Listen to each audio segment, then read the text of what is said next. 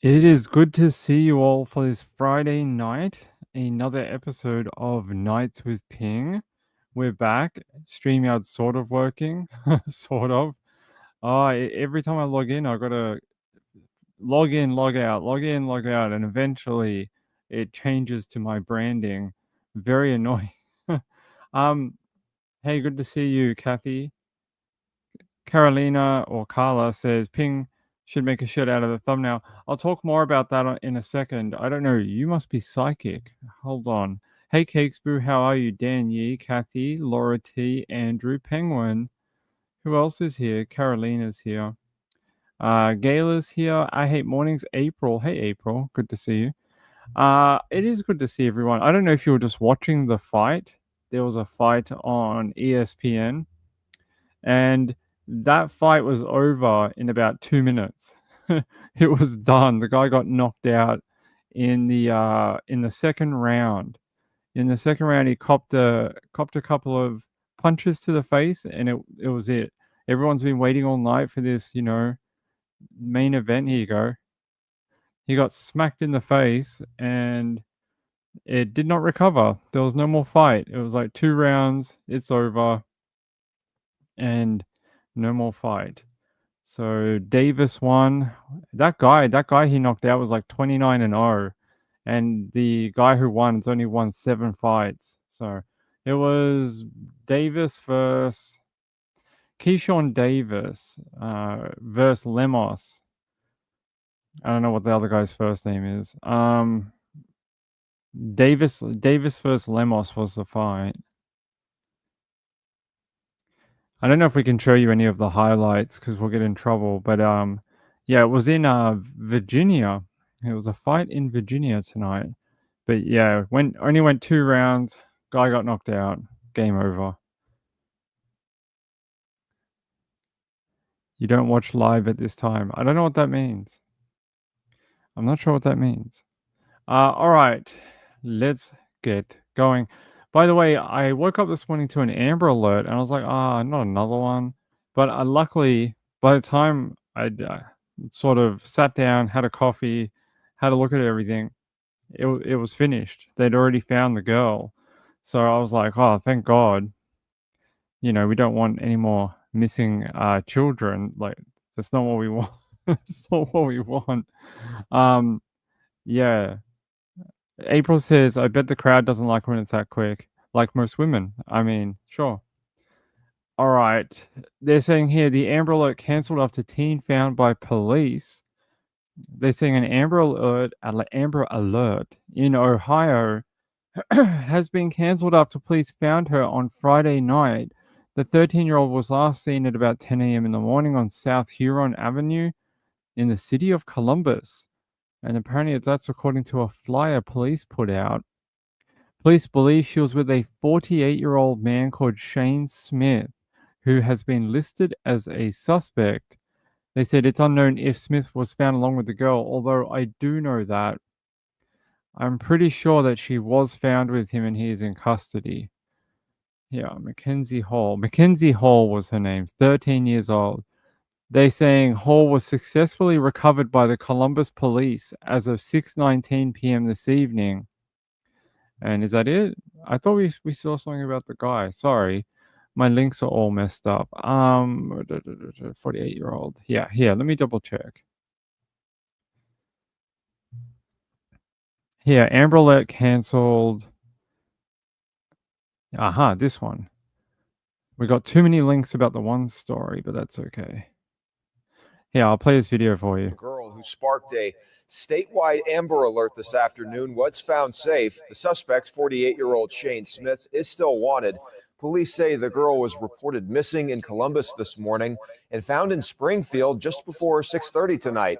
That's also where they found Smith's truck. Court records say Smith knew the 13-year-old victim. They say he had a sexual relationship with her and convinced her to run away with him.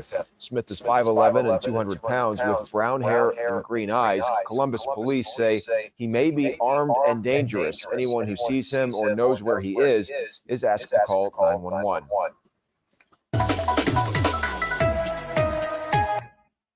That was a video from earlier, but now they're saying down here Officials have safely located that 13-year-old girl. I told you that before. We want to know more about the suspect. Interesting. They say shortly after, investigators said the girl was found safe in Springfield, Ohio. They're saying the vehicle that she was apparently in, that white pickup truck, was recovered in Springfield, Ohio as well. But here, the suspect identified as a 48-year-old Shane Smith remains at large. Anyone with information about his whereabouts is asked to contact police immediately. Court records say Smith knew the 13-year-old victim and had had a sexual relationship with her before convincing her to run away with him. Well, Ping says we need to find this guy and get him into custody because that is pretty brutal. That story had an echo, was it? No, we're doing all right here. Hold on. Microphone. Everything looks all right on my side. If there's an echo, it's not from me. What a handsome dude. He definitely looks like he belongs in the Munsters, for sure. He could play a character in the Munsters. I would believe that.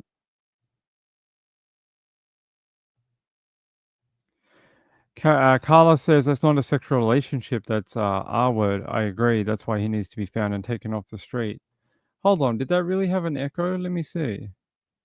Let me see if I. Oh, I know why. I know why. I know why. Oh, okay. Hold on. Let's test something up. Ping has a theory. Ping has a theory of why it might have happened to me.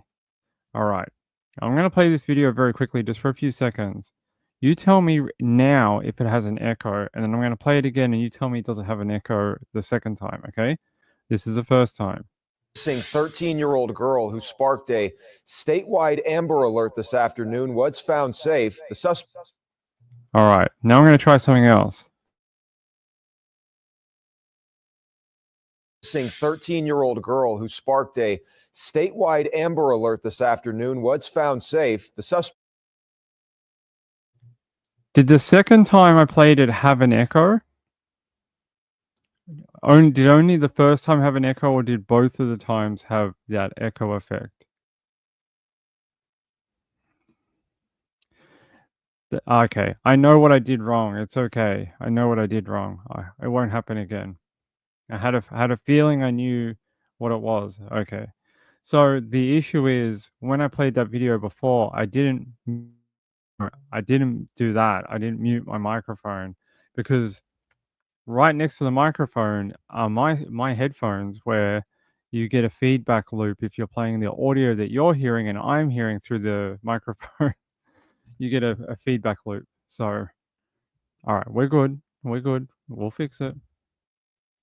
We'll fix it. I think that might have been what the issue was. At least I think so.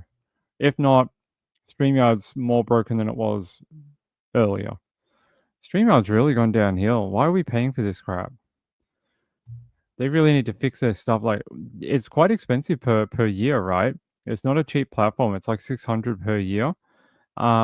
You would think they could employ a few coders to fix what, like, these issues have been going on for like a couple of weeks.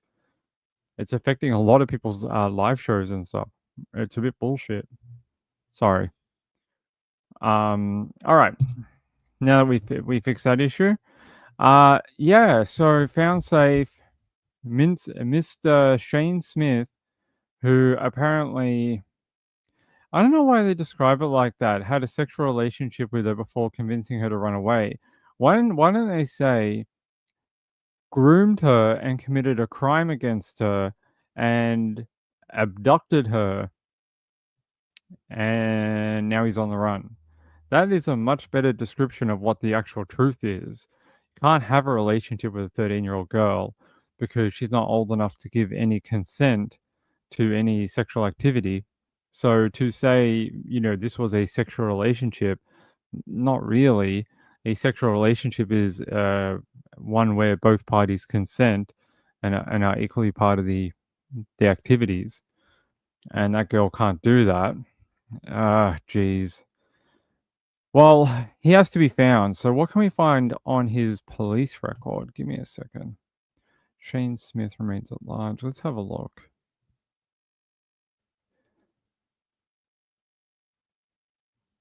Let's go to WTRF. He's listed at 5'11", 200 pounds with brown hair, green eyes, and they are still looking for him in that area where they found his truck. So he ditched his vehicle just to get away. Very interesting. There's a photo of Mackenzie, and there's a photo of the guy from the Munsters.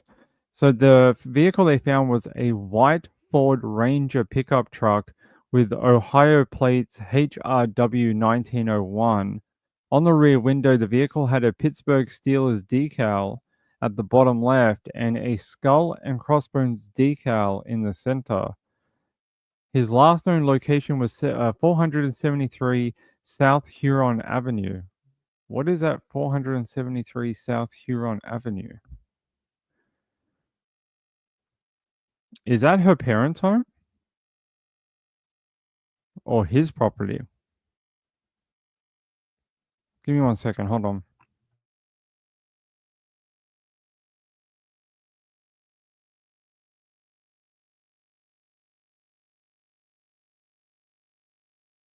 All right, there we go. What do these young girls see in these old farts? Unless it was catfishing. That's the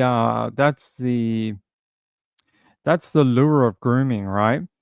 What happens is, so a lot of these young people, men and boys included, they are, especially this time in their life, they're struggling to find their place in the world, and someone who accepts them for them and pays attention to them is extremely valuable to some of these kids who maybe just want someone to listen to them, want someone to sort of be with, that type of thing. And these people prey on that, knowing that these young people are looking for that or have a hole in their lives looking for it. So it's very it's one of the tricks they use for grooming young people. Yeah, let's see. South Huron Avenue. Why would they list this address? Let's have a look. When was it sold? Estimated $306,000. Is it a rental? It's a multi-family 2 to 4 unit built in the 1950s, so you know it'll never fall down. Probably built better than today's homes. Sold in March 2023. I would guess that this might be her property, right? They said that's where she was missing from. So maybe this is her mum and dad's property. Yeah, the 13-year-old was last seen at 10:08 a.m. on South Huron Avenue in the city of Columbus, and that's on the same street as this property. So yeah, could be her mum and dad's home. Could be. Yeah, I mean, I think sometimes it's like maybe they're not having the greatest time at school and they're struggling to fit in there even a little bit. They don't know their place in the world. And someone who's not their parents that can give them that kind of safety, security, and pretend to guide them, through the adult part of the world gives them a false sense of security, and it makes it very easy to prey on them, unfortunately. Like, it's really not very nice. Well, look, either way, glad she's been located safe. She didn't disappear for very long. That's good. Sounds like she has a lot of healing to do, a lot of therapy, a lot of therapy. She needs uh, just a lot of help, a lot of help. She shouldn't be running away with a 48-year-old man. At first, I thought this might be like a custody thing. I was like, 48-year-old man, she's like 13. I was like, well, he might have been like 35 when he had her. No, this is definitely not that. And look, gotta find him.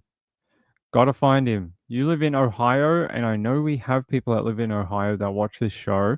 If you live in the surrounding area and you see this guy, very, very remember, he has a face you would remember, right? You go, hey, I didn't I used to see him on the, you know, on the on the TV shows in the 80s? No. But he does have that sort of face. You would know him if you saw him. And if you do, call it in. They want you to call into, where's that number? Down here? There. They want you to call, no, they don't want you to call the Amber Alert. She's been found. Um, they just call 911, or what's the local PD? Columbus? That's not where they were found, though. Look, I'm just going to say it's the Columbus PD, so I'll get you their number.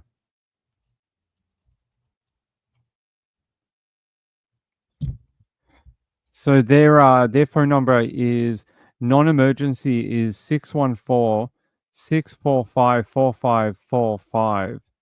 That is the Columbus, Ohio Police Department's number. Their emergency is 911. Main number for non-emergency is the one I just read you.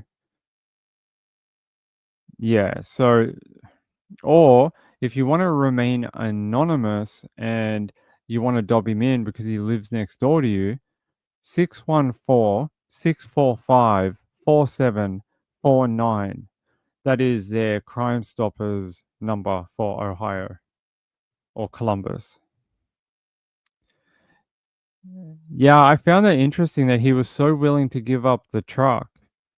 Do you think it's because he knew that an Amber Alert went out and now the car was hot? That's what I'm guessing, that he knew the car was so recognizable that he was like, I have to get away from the vehicle. The Ohio State University burnt popcorn. The Ohio State University. I would say my worry with this is that those two have made a plan to meet up later once everything cools down.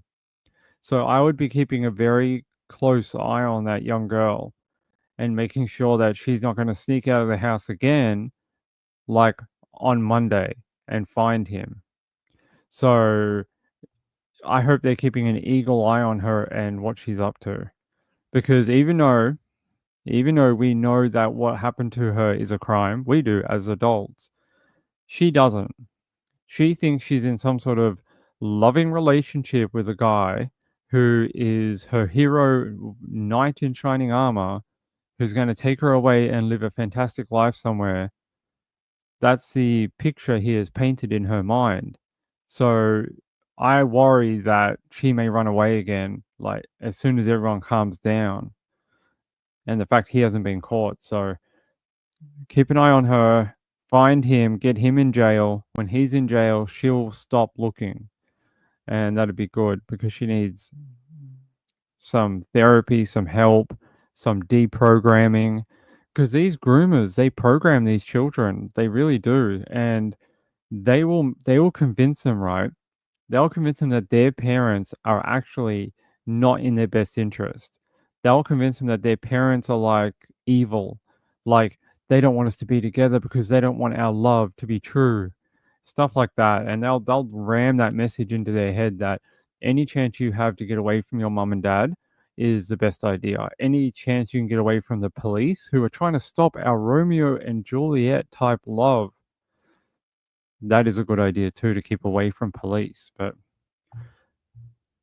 I wish nothing but the best for Mackenzie, and I hope she'll understand that even though the age she is at, that all boys at that age are jerks. When she gets a little older, the boys will be a little nicer, and she doesn't have to go out with a 48-year-old man. She can find a nice 17-year-old when she is 17. She can find someone who is on her wavelength. All right, that is that one. I'm glad that she is okay. I came across this the other day as well. We talked the other week about a woman who was found in an oven in Canada. So, how about I tell you about someone else who unfortunately died in an awful tragic accident, cuz our show is apparently turning into Final Destination, and we talk about how people die in weird situations. So apparently a man has died after being buried under hot asphalt. Hot asphalt, like making roads. So here, I'll take you to CBS News. Man dies after being buried under hot asphalt while trying to fix a dump truck in Mississippi. They're saying police in Mississippi's capital said a man died Monday when he was trying to repair a dump truck and asphalt poured onto him. They're saying Daryl Sheriff, 41, was underneath the truck working on a hydraulic line when the tailgate opened and asphalt fell on him. They're saying he was a private contractor, contracted to do a job, and he got buried under it. They're saying it appeared to be some sort of malfunction with his dump truck, adding that it was a horrific situation. The incident occurred at AJ Materials at around 10:30 a.m. on Monday. And someone sent this to me, and I was like, geez, that poor guy and his family just trying to rock up on a Monday and do his job. And they said people on the scene tried to help him, and he tried to fight to make it through those injuries, but it was just too enormous for him to survive. The police chief said the incident left witnesses and family members traumatized. They said that the family members said Sheriff, the man who died, was a good, hardworking family man who was just trying to make a living, and the department has classified his death as an accident. And I have a little bit of a thing here from the sheriff. We can listen to it just for a couple of minutes. First of all, Jackson police officers were called to this location, AJ Materials, at 1090 McDowell Road, in reference to an accident. Upon arrival, they located a individual who had been buried under hot asphalt. It appeared to be some type of malfunction with his dump truck, the vehicle that he was here to pick up asphalt with. As he tried to fix the vehicle or mitigate the issue with the vehicle actually unloaded all of this hot asphalt onto him. You know, my prayers, condolences, thoughts, my heart goes out to his family. I talked to some of his family here on scene. They said he was a good man, a hardworking man, just trying to make a living. And that is really the synopsis of so many people here in the city of Jackson. So again, let's keep this family uplifted in prayer. I'm not going to release his name at this time. I want to make sure that all the family has been properly notified, because it's such a horrific situation that happened and transpired here this morning. Again, we have so many family members on scene. They were hurt, they were traumatized, and rightfully so. Again, they identified him as a good, hardworking family man just trying to make a living. So again, let's keep them uplifted. The Jackson Police Department is conducting a death investigation, but it appears to be an accidental death at this particular time, but it will still be a thorough investigation in reference to what happened here. Based on the information we got initially, he is a private contractor who is here picking up a load of asphalt. And we're still going to look at the details, find out exactly what happens, if there's any video surveillance here. But there were some individuals on scene who tried to help him. They said he tried to fight to, make it through those injuries, but it was just too enormous for him to survive. You know what time this happened? We got the call about 10:30 a.m. this morning. Of course, you see, we had our homicide detectives out here. We had our mobile crime scene unit out here. We conducted a very thorough investigation. We'll be releasing those findings later. But again, that family right here with the holidays coming up to lose this gentleman who's out here just trying to make a living. They're really hurt, but we're going to be here to support them and uplift them in prayer. How long did it take y'all to find this man if he was buried under the hot asphalt? Well, there were some people here who had already tried to get him out, to try to clear some of the asphalt, but you can just think of the amount of damage that was done to him with a load of asphalt, burning hot asphalt. So if you don't know that often asphalt is like it's a semi-molten product. It's that black stuff you see on a highway. It's like a mixture of like rock and tar or stuff like that. So you could imagine if an entire dump truck ejected that onto you while you're under the vehicle, that is like getting molten. The only thing I can think of in relation to normal everyday life would be if you poured an entire pot of molten sugar all over your body and combined it with rocks so it stuck to you. That is like that is what basically happened to him. He was basically burnt alive by the asphalt. Really horrific death, extremely painful. His last moments on earth would have been excruciating, and I feel very sorry that his family had to watch that. That is terrible. Yeah, like toffee, but like almost like you put something in it, like rice bubbles, so it'll stick to you. Like it won't just drip off you. It'll stick. It's pretty bad. Yeah. So that poor man suffered a very, very tragic death. His name was Daryl Sheriff. I wish I had a photo of him. Let me see, just let me Google his name. I do have a photo of him, actually. I do have a photo of Daryl. Let me see if I can grab this for you. Because, there's one thing that Ping likes is to, show the real person. They deserve to have some dignity attached to their name. Um, there you go. That's sort of the dump truck with the asphalt in the back. And this is Daryl here. You can see here, this is the man who died. You can imagine what happened though. So he was under the truck trying to fix a hydraulic line. He must have done something where the hydraulics moved and then either lifted the tailgate or tipped it.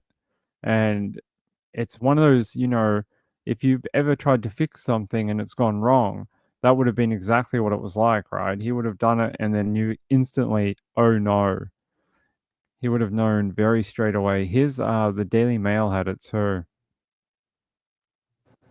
A catastrophic workplace death occurred in South Jackson after a worker was buried under hot asphalt at AJ Materials. Control, this is Cameron Smith tells us how the accident happened. That's Daryl Sheriff's family observing where the 41-year-old lost his life. My prayers, condolences, thoughts, my heart goes out to his family. The incident took place at AJ Materials in the 1000 block of East McDowell Road. He was a private contractor who came to AJ Materials with a truck to pick up asphalt. The Jackson Police Department says Sheriff was trying to fix a hydraulic line under his dump truck. As he tried to fix the vehicle or mitigate the issue with the vehicle actually unloaded all of this hot asphalt onto him. Sheriff's family told Wade that Sheriff was a good man, just trying to make a living. Some people on scene told Wade that the man tried to fight for his life. You could just think of the amount of damage that was done to him with a load of asphalt, burning hot asphalt coming down upon his body. They said he tried to fight to, make it through those injuries, but they were just too enormous for him to survive. Wade called it very horrific and traumatizing. He's asking you to keep Sheriff's family in your thoughts and prayers. Reporting in Jackson, Cameron Smith, 12 News.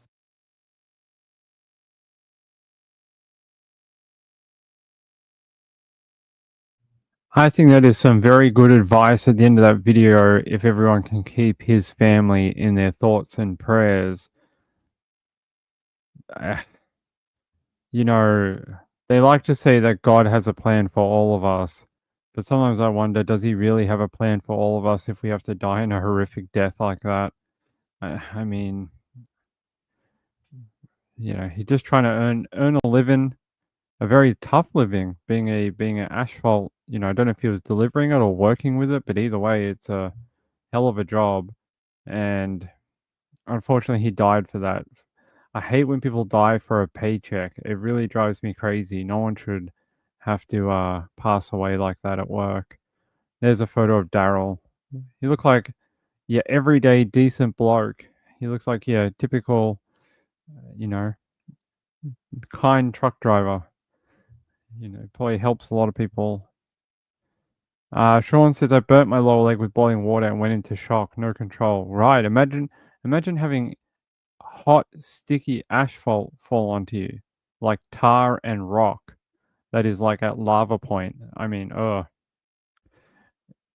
crazy, crazy. And the fact he tried to fight through it, that is pretty terrible.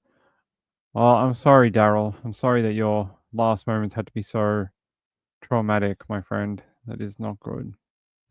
Not good at all. There's his truck there, by the way. Terrible.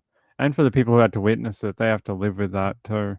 They have to live with those images. So, Daryl, I hope you are in a place with no pain because that would have been very painful. There's him and maybe his, I don't want to assume, but that looks like a young lady to me. I don't know if it's daughter young lady or wife young lady. So I'm not sure, but there's Daryl with a young woman. Yeah, he just looks like an everyday dude. Look like a nice guy. So I hope they do something for his family out in Mississippi, and the community rallies around him and his family. So things in our world don't get done unless people like Daryl do their job, right? We don't build roads, we don't make bridges, we don't connect electricity, we don't flush the toilet, we don't use taps and have water without people that want to do those jobs like him. So it's not being the president of the United States, it's not being the Queen of England, but it's a job that is vital to our towns and our cities, and they deserve a lot more respect than they get. All right. There you go. That is that one. By the way, so everyone really likes my documentary recommendations. Everyone's like, "Ping, give us something to watch." Well, I was actually watching an old documentary last night. I don't know if anyone remembers this one. It's called Crime Nation, and it might have been from News Nation. I'm not sure. I think it aired on CW, and it had News Daddy on it. News Daddy, Brian Enton, who I love. I love Brian Enton. I think he's a great reporter. I really like his work, and anytime he's on the screen, I could watch him for hours. He's a very good and empathetic guy. But he was in every documentary that in this particular series called Crime Nation. They're really long. They're very long. Normally, a documentary goes for like, especially on true crime, goes for like 45 minutes or something. All of these ones were over like an hour and a half or a couple of hours. Hold on, let me check. An hour and 24 minutes. So the one I was watching is Brittany Drexel, and they had one on the Idaho 4. And, I love Brittany Drexel. Anything I can get media-wise on her, I will watch it forever.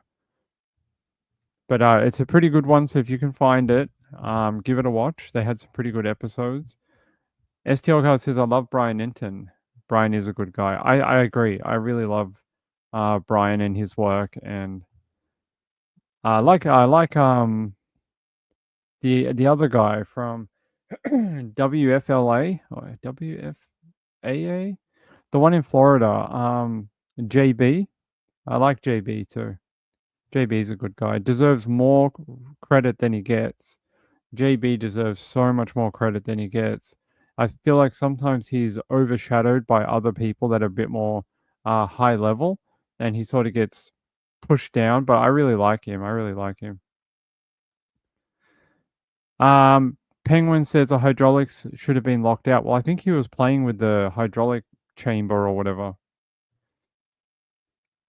You're an asphalt. What? Asphalt. That's what we call it here. Asphalt. That's how we pronounce it. Yes, I know sometimes we have pronunciation differences between Australia, United Kingdom, Australian English, and American English. I'm sorry about that.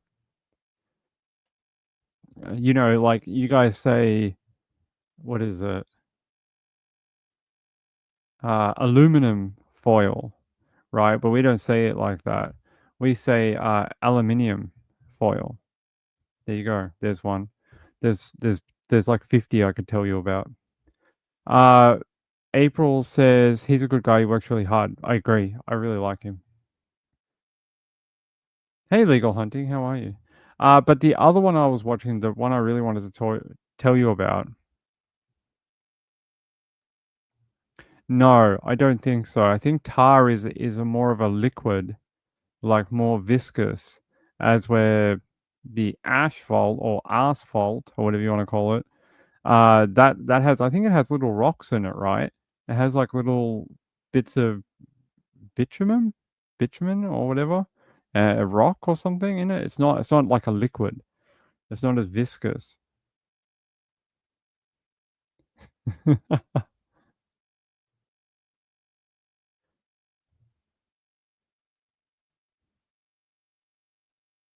Oh, you read the Millionaire Murders? I thought it was an interesting book. You read the book, not the documentary?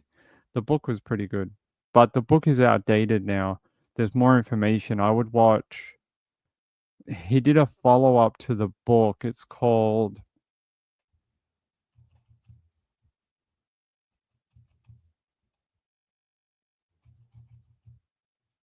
it's not in my list anymore. I think it's called The Millionaire Murders. I think it's named after the book, but it's got more up-to-date information in it. So, like roadfill, right? Blue metal and gravel. Okay, that's what it's got in it. Yeah, I'm pretty sure tar is just a not a liquid. It's like a semi-liquid substance. When heated up, it becomes pliable. Right. That's how I described it earlier. Right. Yeah. That's that's what I was saying. Hey, is Leisha here? I didn't see her. What is going on with my chat? Lisa. That's weird. Her name doesn't come up for me. If Leisha's here, hi. Ah, here she is. Hey, my friend. Good to see you. Snowing here in Colorado. Colorado? I hope you're doing well in Colorado, my friend. I miss seeing you in the chat. I really do. Hope everything's getting better for you. Hey, Mamma Mia. Good to see you. All right. The other one I was watching and I wanted to recommend to you was a one out of the UK because I like my UK crime documentaries, but this one's a little different. Where's my link? It's an orange link. Ping, where is it? Hold on, I'm gonna have to skip. I'm gonna have to skip through all my links to try and find it. Oh, that's a good one. We'll do that in a second. But where are all my? Did I accidentally close half of my stuff down? I might have. Hmm. Here. So there was one called Tonight. How safe is your night out? And it was on ITV. And it was really interesting. And it's about drink spiking and uh, the type of people who get that happen to them, but also the consequences of it and how the UK is going to go about changing it. And I was like, wow, it was a really interesting one. So if you've ever wanted to know about sort of like, yeah, drink spiking or the after effects or the people who have had to go through it, very, very good. This is it here on the screen now. Spiking, how safe is your night out? It was on ITV Tonight. It was a very, very interesting.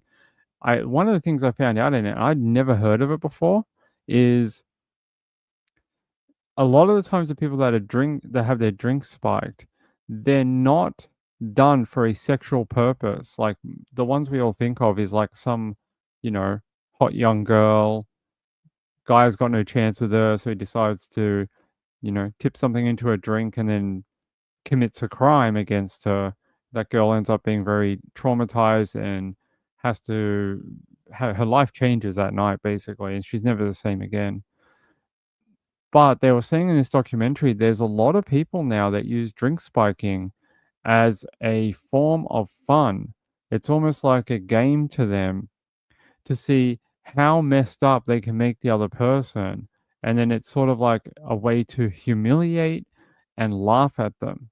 And apparently it's a game. Like I can't remember what they call it. It's called Knock Them Down or something like that. And apparently it's well known in the UK that this is a real thing. I had never heard of people wasting chemicals on people that they had no intention of attacking. But apparently it's a real thing. So interesting documentary if you would like to watch it and have any curiosity about these type of events that happen in the night economy. Angela says, "I've had it done to me." You actually, do you want to hear a story from Ping's young youth period? If you do, I will tell you a story about drink spiking. I didn't drink spike anyway. That's not where this is going. Um, but I will tell you that when I was younger, I was out. I was out with some friends and we got separated. And I ended up in a bar. I don't know what event it was for. I want to say it was New Year's, but I don't think that's right. I was out at a bar in Sydney. I got separated from my friends. We're in what's that suburb where it's a real it's known for its alternative lifestyles. I can't remember what. Hold on, I'll tell it to you. Hold on. Sydney.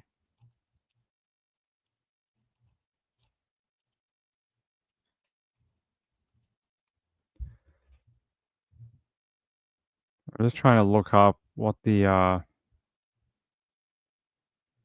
no, not Darlinghurst, not Oxford Street. Oh, Newtown. So we were out in Newtown and we were drinking at a pub. We got separated. And I ended up in a different pub and I have no idea who my friends are. Anyway, I met this couple and I was drinking with them. They were very nice. We were having a few drinks and the bar was closing and there was no trains back until 5 a.m. in the morning and it was like 1:30 in the morning. So they're like, "Hey, we live close by. Come back and hang out and we'll maybe smoke a bit of pot or something like that and have a couple more drinks." Anyway, I get back to their house and we have a couple of drinks. And I'm like, I've only had 3 beers and I feel absolutely trashed, like super trashed. And my eyesight started going. And I was like, I drink all the time. Like, this is so weird. I don't know what the hell's going on.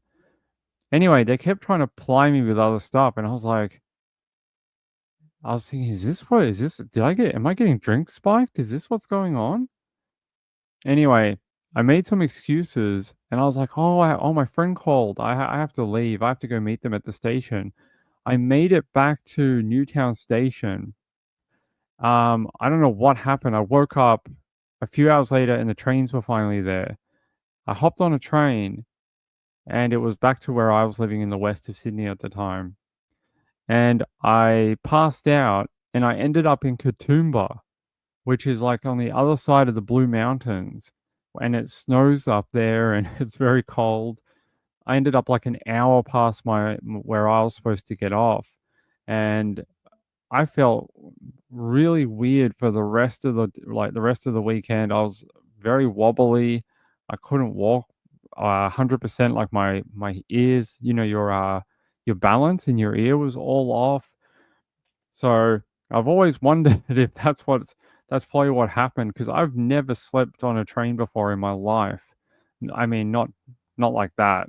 I mean, I have for other reasons, but not like that where I've just fallen asleep after a night out and ended up in Katoomba.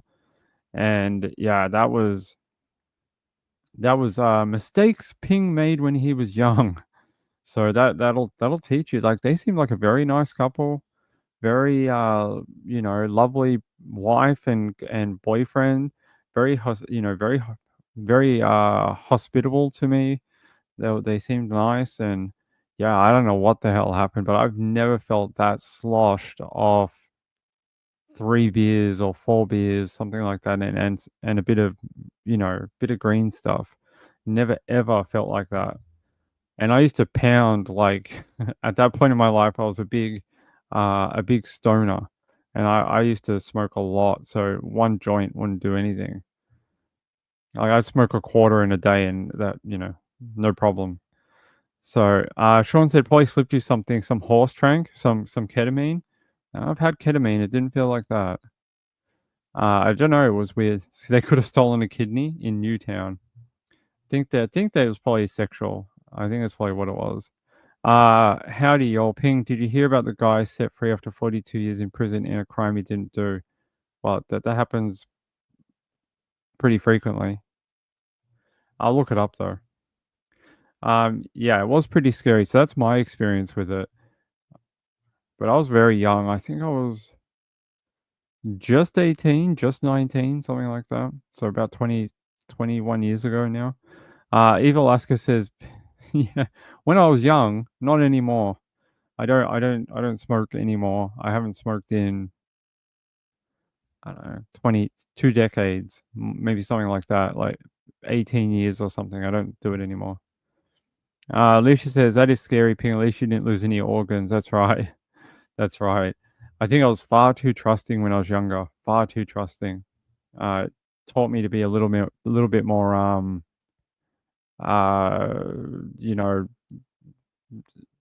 not as trusting, but I'm still friendly with people. But the Chesty Bond Man, I don't know who that is. What is a Chesty Bond Man? I don't remember that. So there you go. There's a good recommendation. So watch this one. This one's pretty good. Um, I hope some of you watched that other one I gave to you, which was The Limbs in the Lock. That is a really interesting one.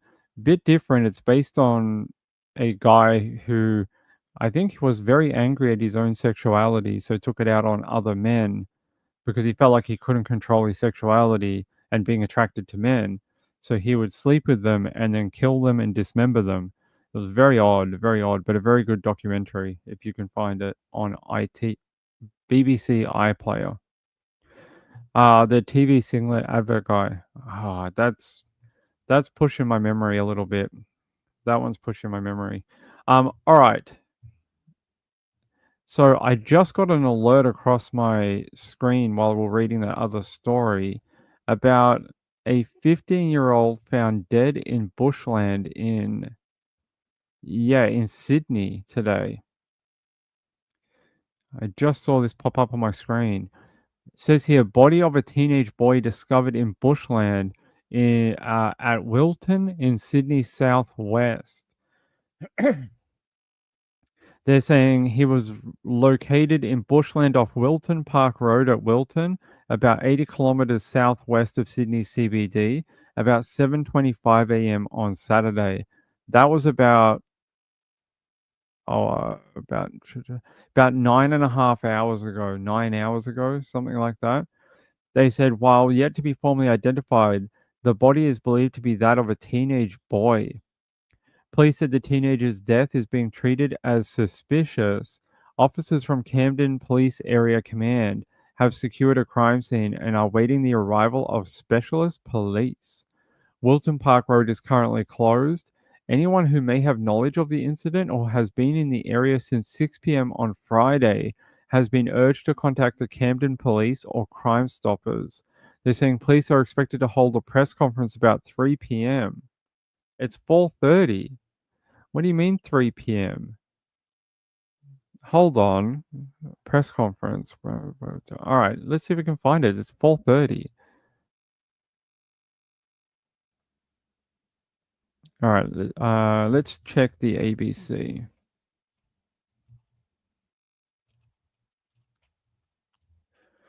There's supposed to be a press conference. Why haven't they updated their articles then? Here.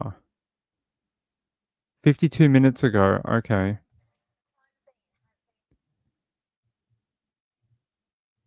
A crime scene has been established in bushland in Sydney's southwest after the body of a teenage boy was found. Police are treating the death as suspicious. For more on this, we are joined by our reporter Brooke Chandler, who is at the scene. Brooke, what do we know so far? Well, Ruby, what we know is that a body of a boy believed to be aged in his teens was located in bushland just a couple of 100 metres behind where I am right now. Now, this road where I am, Wilton Park Road, was closed immediately so that police from Camden and a specialist team could come to investigate. Now, the grim discovery is believed to have happened, believed to have been made by a passerby at around 7:30 this morning. Now, just to better understand this area where I am, it's located just outside of Wilton, which is a small town between Sydney and Wollongong. And this road where I am intersects with Picton Road, which is a major thoroughfare between those two cities. But as you can see behind me, it's relatively quiet. There's only a couple of rural properties around here. Now, the victim, we don't know much about them just yet because they're yet to be formally identified. And it's also unclear as to how they died. But police have told me that they are treating this as suspicious. It's probably too early to speculate whether it's intentional or an accident. That would form the basis of the ongoing crime scene investigation, and I do believe it's too early to speculate on whether there's a motive behind it or whether it's an accidental thing. At this stage, we're dealing with it as a suspicious death, and that's where we stand at the present time. But police are urging anyone with information as well as dash cam footage to come forward, and they want that from... Hold on, did you guys see that in the video? Let me jump back. If I can get back to that screen. Hold on, let's go back.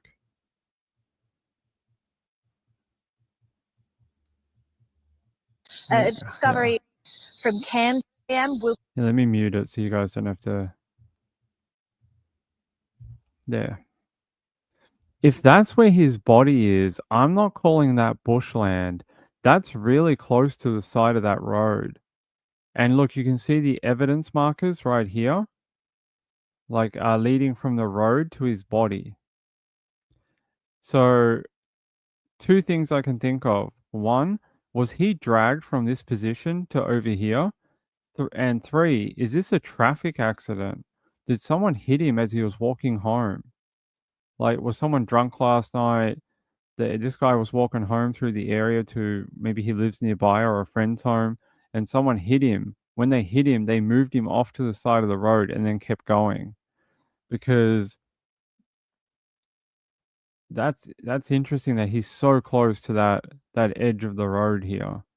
Like when they said bushland, I thought he was like in the middle of, you know, a 10-minute hike into the bushland, and it was a bit hard to locate him. If this is it where they've blurred it, he's very close. He's not that far away. Yeah, that is a camera. That is a crime scene technician camera. And that is the little triangles they put out here. I'm going to say that is very interesting.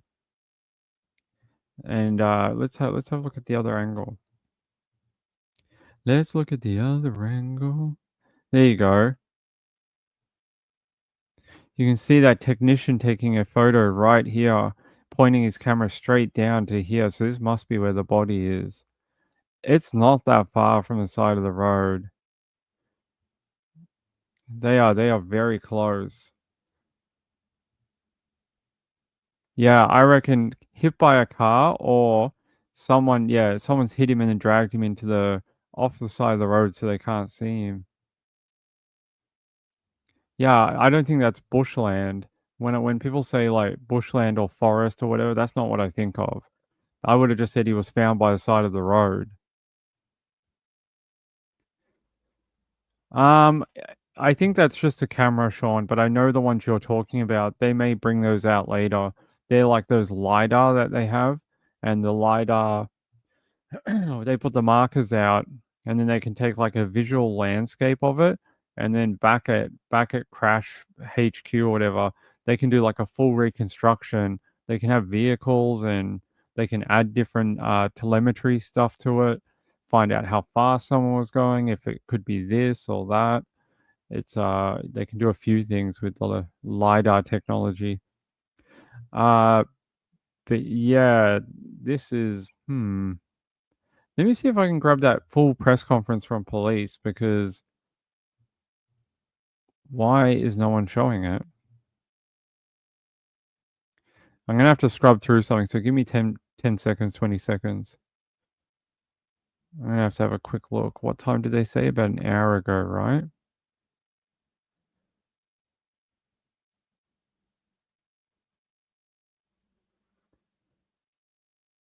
Is that it there?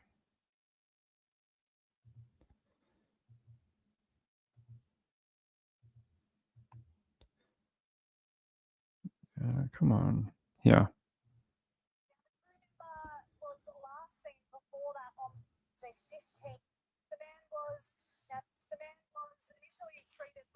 Paramedics. He was in a serious but stable condition. So yeah, I'll pause that until our story jumps up. I just want to see if they actually got a full press conference or it was just a media briefing. Come on, lady. We'll talk about the guy who fell overboard later.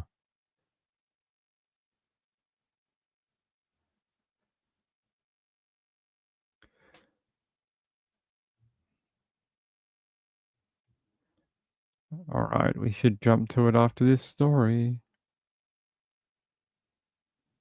Double delight. I don't know what that is.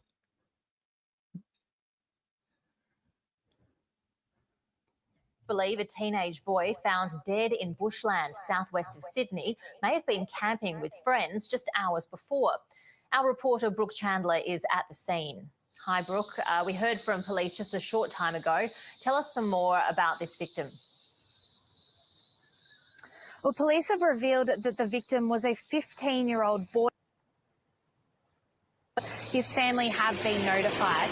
Now, it's alleged that he was camping here with what is believed to be a large group of friends in bushland just a couple of 100 metres from where I'm standing. Now, the first time police were alerted to this scene wasn't until 7:30 this morning, when a passerby made the grim discovery, locating the 15-year-old boy's body in bushland, as well as spotting some between those two cities. But as you can see behind me, it's relatively quiet. There's only a couple of rural properties around here. Now, the victim, we don't know much about them just yet because they're yet to be formally identified, and it's also unclear as to how they died. But police have told me that they are treating this as suspicious, and we are expecting to learn more about that in the coming moments when they are expected to stand up. But police are urging anyone with information as well as dash cam footage to come forward, and they want that from dating back to about 6 o'clock last night. Thanks, Brooke. And we're going to take you live now to Narellan, where police are speaking about this discovery. From 6 p.m. on Friday, the 8th of November, 2024, that may have dash cam footage or CCTV footage to provide that to Camden Police or to Crime Stoppers on 1800 333 000. At this stage, we have a preliminary identification of who we believe this person to be. Family have been notified, but a formal identification will be done in the coming days. Can you tell us how old is it? At this stage, we believe it to be a 15-year-old boy. We believe he's a local to this local area, down in the Picton area. Obviously, early days for your investigators, but from what we've seen, it's pretty grim and gruesome crime scene. How do you believe this boy's died? At this stage, as you mentioned, it is the early days of the investigation. We're working through a number of lines of inquiry. Did that reporter just say that they witnessed very grim injuries to the 15-year-old boy? I thought that's what I heard. We also heard that he may have been camping with friends shortly before his death, and that, yeah, they are treating it as suspicious. Very strange, very strange. For a kid to be found out in this region. Yeah, let's play the rest of this. I have to give you little breaks in it for legal reasons.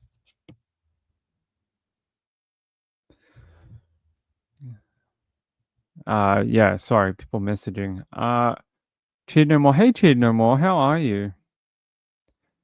Chidamore says, I've always loved cicadas. Yeah, it's summertime here, so if you're hearing them in the video, it's because they're everywhere here at the moment in summer. All right, let's play the little bit left of the press conference. In relation to what's actually happened, the scene at Wilton is currently being processed by crime scene, and at this stage, probably too early to speculate on what's actually happened and the nature of the injuries. Do you believe perhaps a weapon could have been involved or a vehicle? At this stage, probably too early to say whether it's a weapon or a vehicle. The forensic examination and ultimately the coroner will decide on the nature of the injuries, and that will be determined at a later time. The report to police came through from a witness in that area that notified us that there was concern for welfare for this young person, and police responded accordingly.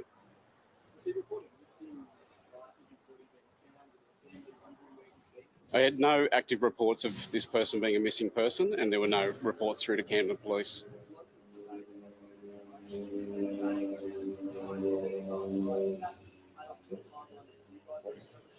In this early stage, the timeline of what's happened, we believe something's happened on the Friday evening, but the exact time in relation to what has actually happened is still under investigation, and probably too early at this early stage to speculate what's happened.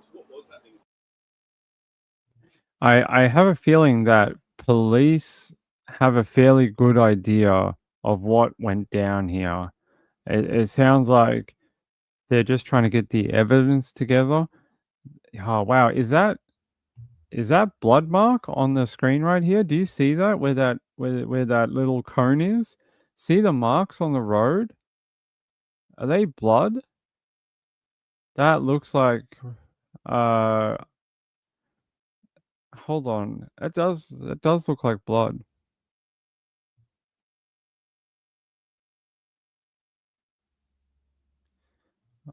I'm sorry to hear that, my friend. Jeez, I hope you get better. I've missed seeing you. Missed seeing you in my chat. I hope you and Mr. Cheated No More get better soon, okay? If it seems like if it's not him, it's you at the moment, right? I hope you guys get better. But yeah, that definitely looks like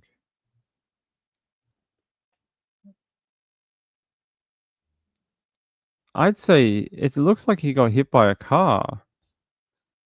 I think we're right. There's also markers that lead across the road here and here. And you got markers in the bush here. That definitely looks like blood staining on the road here. Maybe he was walking away from his friends or trying to get home, something like that, and it was the middle of the night and a car has hit him, and then some silly teenagers have entered their own world of I know what you did last summer and tried to hide a body, and it didn't work, and the body has been located this morning.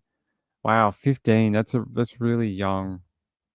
Let me see if I can find anything else. 15-year-old.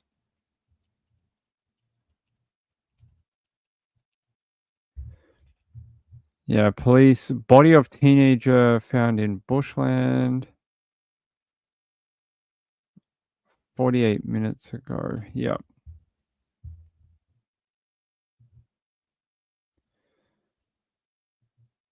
Yeah, they're saying a large group of teenagers are believed to have camped close to where a 15-year-old boy was found dead in Sydney's southwest. Camden police believe roughly a dozen young campers may have gathered on Friday evening near an area of bushland off Wilton Park Road at Wilton, where the body of the teenager was found the next morning. According to the acting superintendent Tim Cowan, the death was being treated as suspicious and state crime had been called in to help as there were a lot of moving parts. They say we believe something happened on Friday evening. There was nothing to indicate that there was any alarm raised overnight. They said, I've got no information to substantiate whether it was an altercation with the alleged group or an external party. Investigations are ongoing and it's too early to speculate. Mr. Cowman said, adding that police were following up on a number of active lines of inquiries. Emergency workers were called to the scene about 7:25 p.m. on 7:25 a.m. on Saturday after a witness found the body and called emergency services. Mr. Cowman said it was too soon in the investigation to say whether a weapon or vehicle was involved. While the deceased was yet to be formally identified, police Police believe him to be a 15-year-old boy from the local area. His family has been notified and they were being supported by police after the tragic incident. Police are appealing for anyone with information or who witnessed what happened to come forward and tell police what they know. Wow, 15. It's so young. No crazy mushroom lady updates. We're going to trial next year in April, and you'll be coming with me. We're going to go see her in person in the courtroom. Biggest trial in maybe a decade for Victoria, I'm sure. Oh, by the way, so someone earlier said they wanted me to make a t-shirt. Well, they might be clairvoyant. I am making some sample hoodies to check out like this logo that you see in the corner, this one, and this one to see what it looks like on a couple of hoodies. And what I'm going to do is, obviously, I'm going to keep some so I can wear them on the show because that'll be awesome. But I'm going to have one to give away to one of our donators or members. So for the entire month of November, if you're someone who has helped the channel, sent in a donation, if you're a member, if you sent in a super chat, your name will go into the randomized list to win basically one of one. I'm not going to be making any, it's just a test, but you'll be the first one to have one. So there you go. Yeah, Carla was clairvoyant. I don't know how she knew that. She's reading my mind through the television, I'm sure. Angela says, "Is it wrong? I hope it was a car and not the other campers." Yeah, it could have been. What if it's the campers and they were chasing after him in a vehicle? Could be both. Should get a notification. They do go out. Can you put a QR code on them that leads to your show details? We could probably do that on the back, on like the back near the neck. But yes, there you go. You like the one in the thumbnail tonight? This one. Hold on. You think we should do a test of this one? I made this one tonight. All right, there we go. Oh, StreamYard, you are the bane of my existence right now. You are not my friend.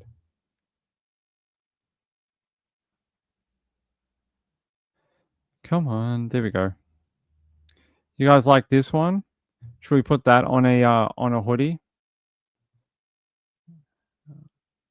All right, then I'll test this one too. So we're going to test the other ones, these ones that Reby made, the ones in the top corner that you see changing now. These multicolored, what do you call it, like a shield, and then the black and white. But we might be able to put this one on one as well. Well, I want to test these ones with the shields because they're the ones that Reby designed. But I will make one with this design on it, and this is the one that we'll give away. So the one with the graffiti is the one we'll give away to one of the people in the chat. All right, settled, all good.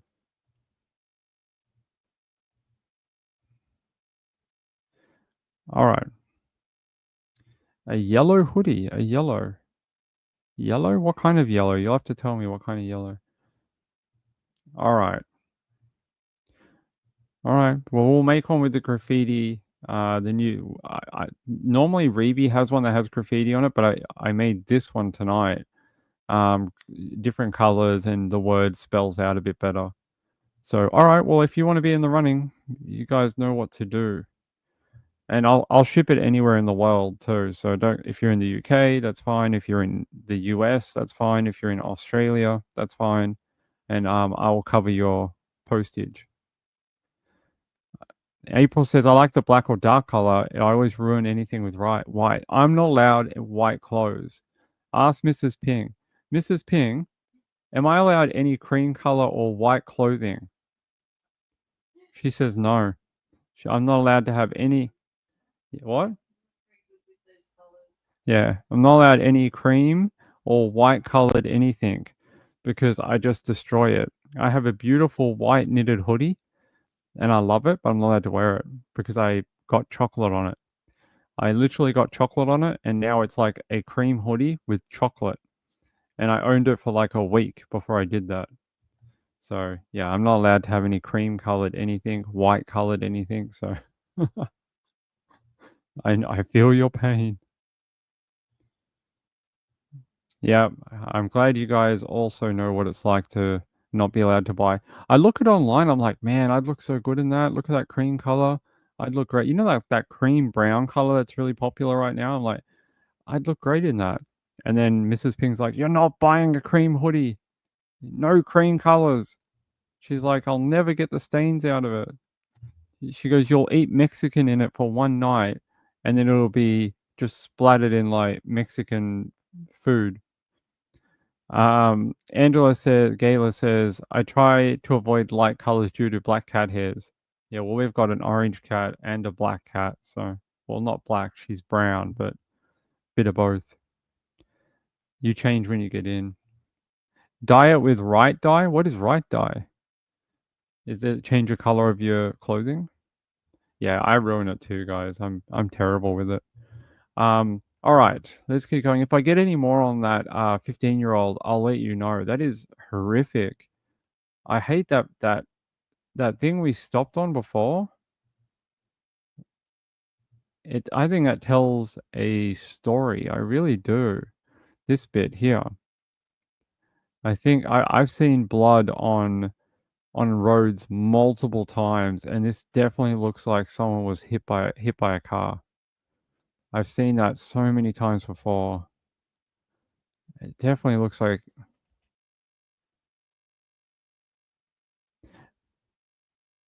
I'm gonna say that is blood. That poor guy. Leisha says, same, but I'm great at getting stains out. We've got a few out, but chocolate's hard to get out of everything. You can have a brown. Oh, okay. I'll have to look at it, Jojo. I'll look. Are you not allowed to wear black clothes in a white car? Yeah, definitely. That you can see the red, the staining on the road here near where that little cone is. That's not supposed to be there. I'll keep you updated on that. If we hear anything else, I'll let you know. That is. I hope these young boys haven't done something really dumb where they're all going to now be in a lot of trouble. That is pretty brutal. 15-year-old boy in Sydney Southwest. Okay.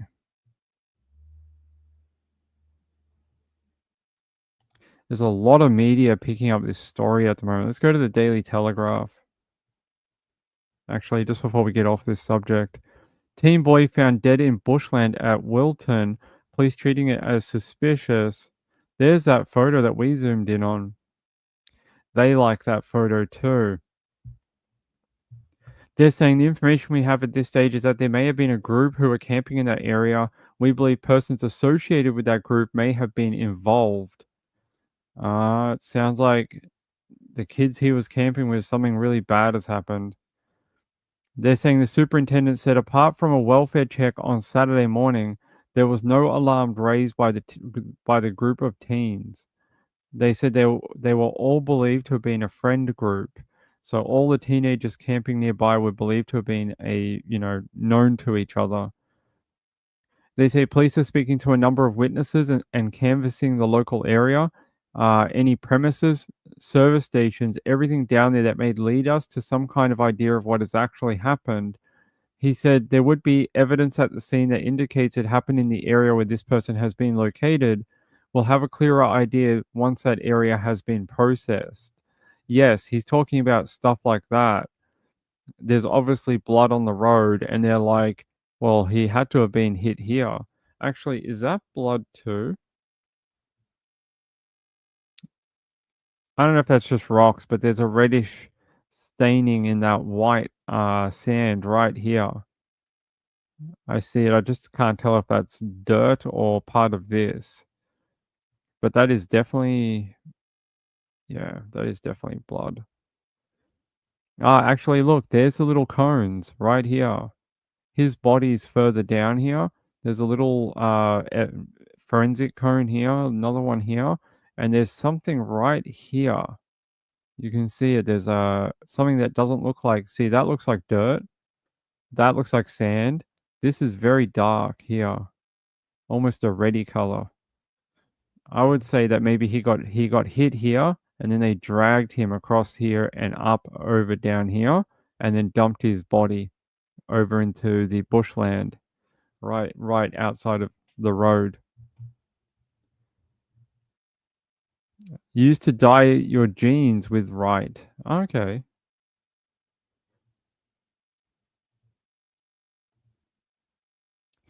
All right, let's go. Let's go to another story.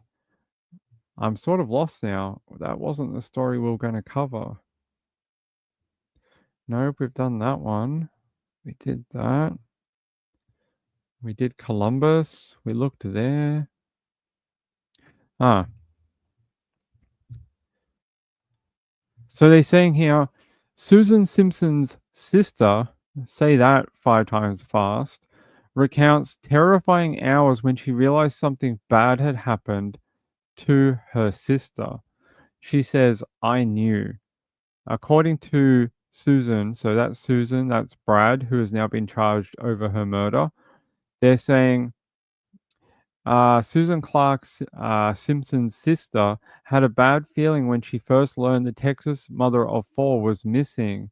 Teresa is her sister. She says it's inconceivable. I knew she wasn't alive. Susan doesn't go missing. Susan was a San Antonio realtor. She was last seen when she and her husband and their youngest child attended a birthday party on October 6th.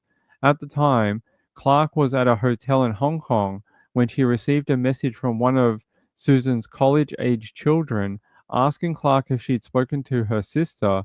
No one had heard from Susan in 16 hours. She said, I knew immediately that my sister was gone.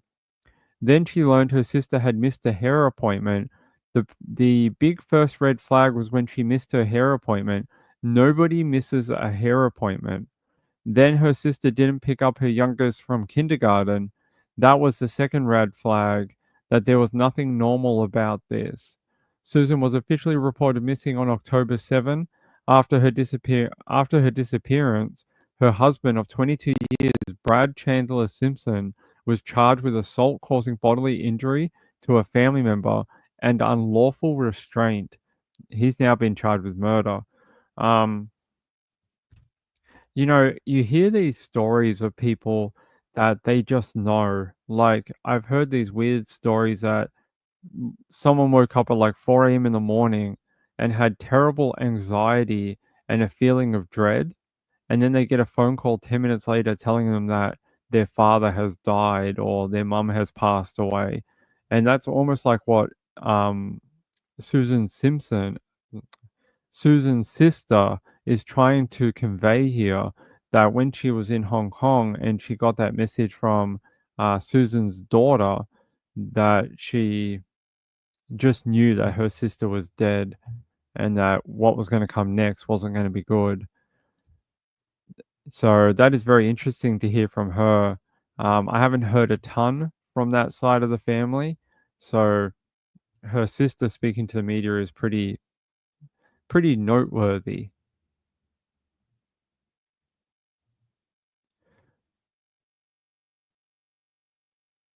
Yeah, it definitely does, Sean. It looks like he got went under. If you go over, you'll see an impact point, and then further down the road, you'll see other stuff. Chidna Moore says that is exactly what happened with Shanann Watts' mother. She just knew. Sean says, I hate midnight phone calls for that reason. Right? So, yeah, it's very sad to hear from her and saying that, even in Hong Kong, when she was on holidays, that she just knew that she wasn't going to go home to her sister being alive.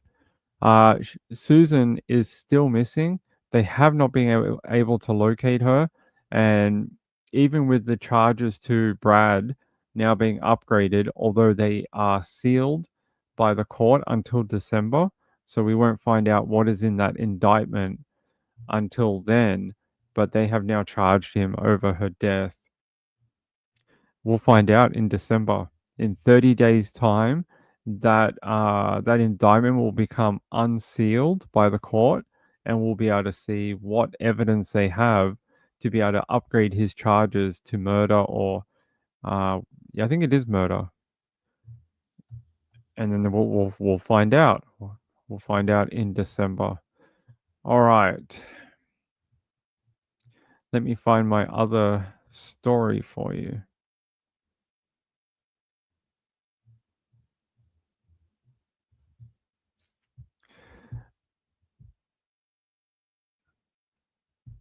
You know, I know Trish did the Ellen Greenberg DA thing, saying that basically their investigation into that is now turned to crap again. Terrible. I mean, actually, do we know anything else on Melanie? So there's a missing woman called Melanie Ballinger, and I actually want to check in on that. Out of Texas again. Oh, actually, we got an update. She's been found safe. Oh my God, thank the Lord. Thank the Lord. Oh, that's a good update. I don't know how I missed that. Oh, I'm so happy she's been found. Oh, I thought we were going to be another story of a loved one killing the wife. I really did. They're saying Texas mother of 2 missing for nearly a week. Police intensify search. No. That's the wrong link. Ping. No, she's been found safe 3 hours ago. Here. Melanie Ballinger found safe. They're saying at approximately 5:15 p.m., a Wiley resident found Ballinger near Abbey Lane and Tyler Trail. She was described as severely dehydrated but otherwise in good condition.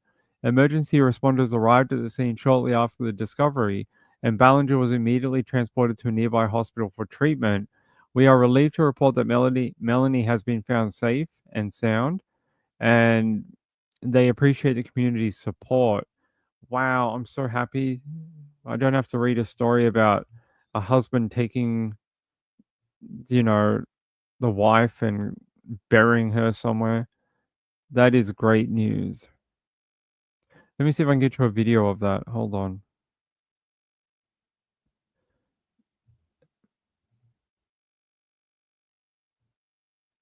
If it'll play, come on. Wiley woman is safe and reunited with her family. 5 days after Melanie Ballinger went missing, police say she was spotted by a neighbor less than a mile from home.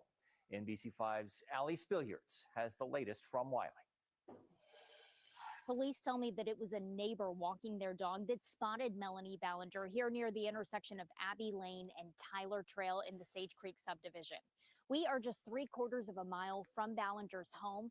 We're also right next to the woods that police tell us they searched extensively with canines and helicopters. Loved ones have been canvassing this area with posters since Monday morning when Ballinger's husband Daniel says he woke up to find that Melanie was gone.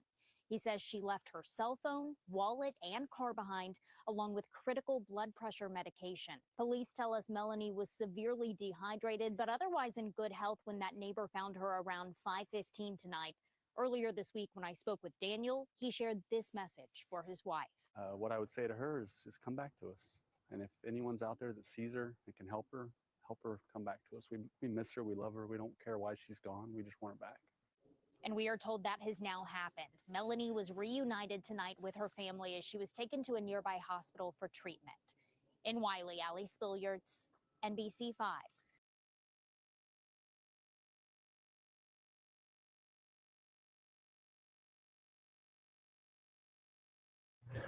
Still a lot of questions to ask. So, like, where has she been for 5 days. What was she doing out there, and how come police couldn't find her? That's what I want to know. Here, Abbey Lane and Tyler Trail. Let's find that in Parkwood Drive. All right.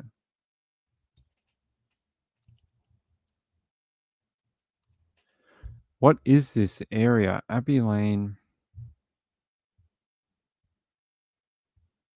No, that doesn't help me. No,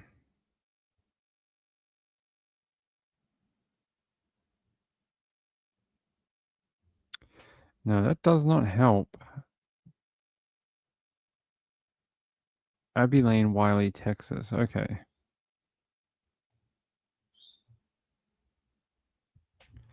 All right. Now I can show it to you. So that's not too far from. I mean, the police reckon they checked this area. This is Tyler Trail here, right here.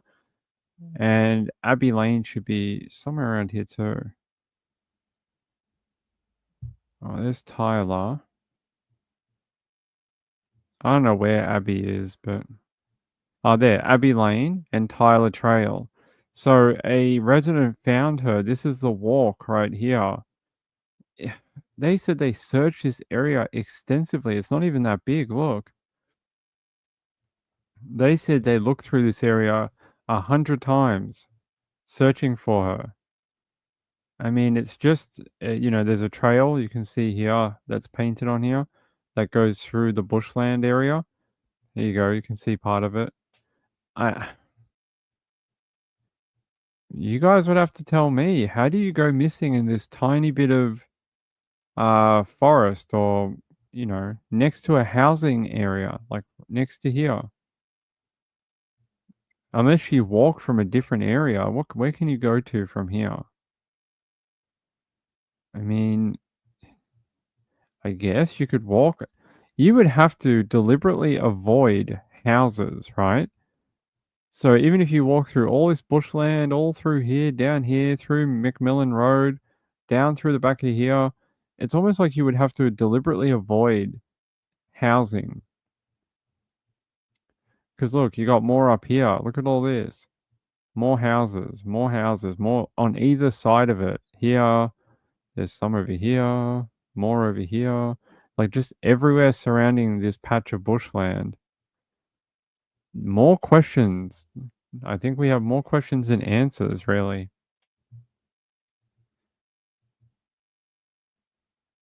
Yeah, and severely dehydrated. Yeah, something odd. I'm not going to blame Ellie for not finding her. I'm saying, how come she couldn't be found? Like, why? Like, that's odd, right? I'm not saying that Ellie didn't do a good job. They said they searched there 1,000 times. So you would think if they line searched through here like several times thinking she might be there, where was she for? Yeah, 1 mile, 1 mile. 1 mile from her home, which is, what is 1 mile in meters? 1 mile.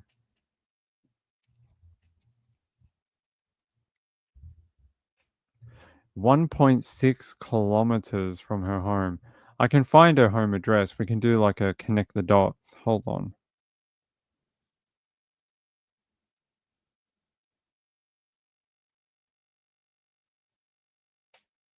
Let me see.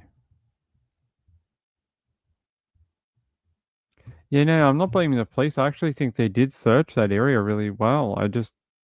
It's odd. Here, let me look it up here. Melanie.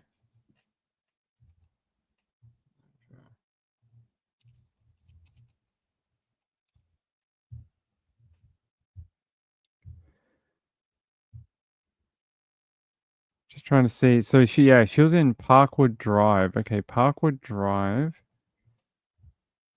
to, what's that? Tyler Trail.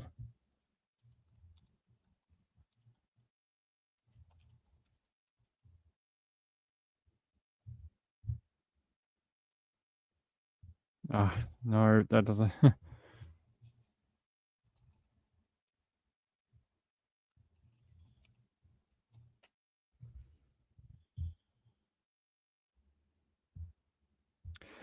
The maps really don't want to be my friend today. Why are you doing this?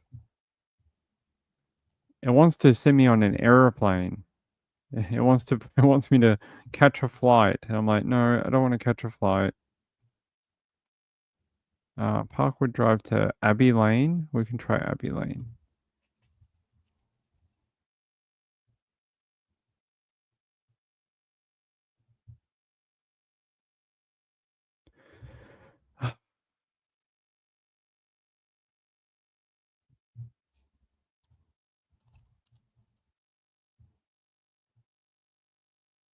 All right, there we go.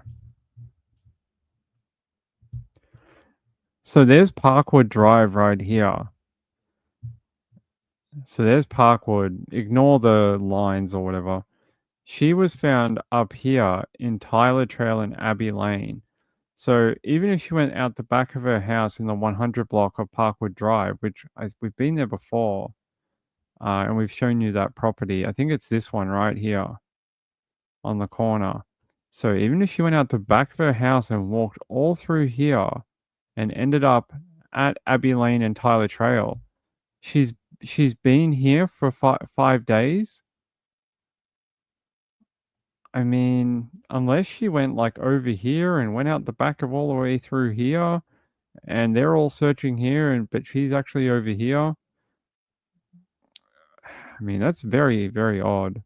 Even a helicopter could fly across here and see if a person was walking around at the back of these properties, right? Very odd. I'm not saying the police did anything wrong. I'm just saying it's odd. Yeah, how did they miss her? It's very strange. They miss all the missing people? Is that why they're called missing people? Sean says, oh, that's something else. Thank you, Jojo. Yeah, hit the like button and subscribe. YouTube's got a weird thing again where it's been unsubscribing my subscribers. Like I've been losing like 9 subscribers a day. And everyone's like, I didn't unsubscribe from you. So please make sure you check your little subscription thing. They're unsubscribing people again. It's the man. The man has got it out for Ping. Yeah, something's a little odd about this, April. I agree. Not saying it's a husband. I'm not saying it's her. I'm not saying it's the cops. I'm just saying someone has to tell me how you can't find a woman where she lives here and she was found right here 5 days later. Like, it's a 2-minute walk. There's probably children who play, like, in the back of here, riding their bicycles and whatever. They probably ride their little bikes through here. You know, this is a little trail. They probably ride their mountain bikes and whatever. More questions than answers, I can assure you. She was found 3 minutes from home. 3 minutes, that's it. Well, I haven't seen that, but that's probably the first thing they're going to ask her, right? The first thing they're going to ask her is like, we've been searching for you for a week. Did you hear us? Did you see the helicopters? Did you? Carla says maybe a psychotic break cause it seems you could hear traffic if trying to find help. Right, you could hear the roads, you could hear people yelling your name, you can hear the helicopters, and yeah, something. I hope she's okay. She was held somewhere? Hold on. And Facebook? What does and Facebook mean? You mean you want me to check Facebook? I mean, I can. I don't have anything from you if that's why you want me to check. No one's criticizing LE. No one. Who's criticizing law enforcement? No one. Just asking why she wasn't found in such a small area for such a long period of time. Who said anything about law enforcement? It's only you. You know, you're the only one that keeps bringing it up. No one else is. You know, I've actually noticed that you're hypercritical of me. You're hypercritical of the stuff I talk about. And you always want to insert your own opinion on me when I haven't done anything, when we're just talking about a case. It's like the 4th or 5th time you've done that to me. So I'd appreciate it if you'd stop. I really would, because I haven't done anything. Sean. Ay, ay, ay. Angela says, no, it took me off your group. Yeah, I don't know why. I don't know why. Rachel says, maybe she left and then came back to the area. That's the only thing I can think of, is that she wandered outside of their search zone. Because, like you heard on that report, they search there a lot. And it's not like you have like giant forests, or it's pretty low-lying, what we call scrubland. Like what we call scrubland. You're not like got any like forest of like red gums and eucalypts that you're gonna have to fight through the canopy to get to find the trail or whatever. Nothing like that. So I think they're when they do they're gonna do a debrief with her. They're gonna figure it out, and then they're gonna do it. They'll figure out what happened to her, because yeah, she needs to get her medication. And didn't someone say she also has surgery coming up too? She also has a heart surgery coming up. Like, it was supposed to be next week. Hopefully can she still have that? I hope so. April says disorientated and got lost. Possibly. She could have. Maybe the being off the heart medication. I know sometimes those heart medications can have some really serious side effects for people if you don't take them. It could have made her very faint and could have messed with her. BC said she may have needed time to think. Heart surgery coming up, maybe. Maybe she's been it. But if she had someone covering for her, or like, hanging out at a girlfriend's house, she wouldn't be dehydrated, do you think? Like, her friend would take care of her. It's a big surgery. Can you imagine having heart surgery? There's some of those ones they have to keep you awake for because they're not allowed to knock you out. I think that's everyone's worst nightmare, right? Imagine being alive in a surgery. Rachel said maybe to a different neighborhood. They'll probably get some clues once she gets some fluids. Yeah, because they need to find out. It helps in future cases, because missing people cases are one of the hardest things to investigate, because they don't know. Like, it's a box full of unknowns. It's like, well, we don't know this person. Where do we start? And it's the behavior. They don't know, like, does she normally go up north? Does she normally go south? Does she normally go on this route? No one really knows. So if they can put more research into it, like in her debrief, why did you go this way? What did you feel at the time? Might help someone in the future. Like, if another lady goes missing, they'll be like, hey, we had one of these cases in the past. She also had a similar health issue. Maybe this is also affecting her in a similar way. Carla says, sometimes if you have heart surgery, you have to stop other meds. I still think that's crazy. I still think that would be very awful to go through. Mama Mia says, hi to everyone. Hi. April says, yeah, I like that possibility. When was her surgery booked? Hold on. She did have a surgery booked.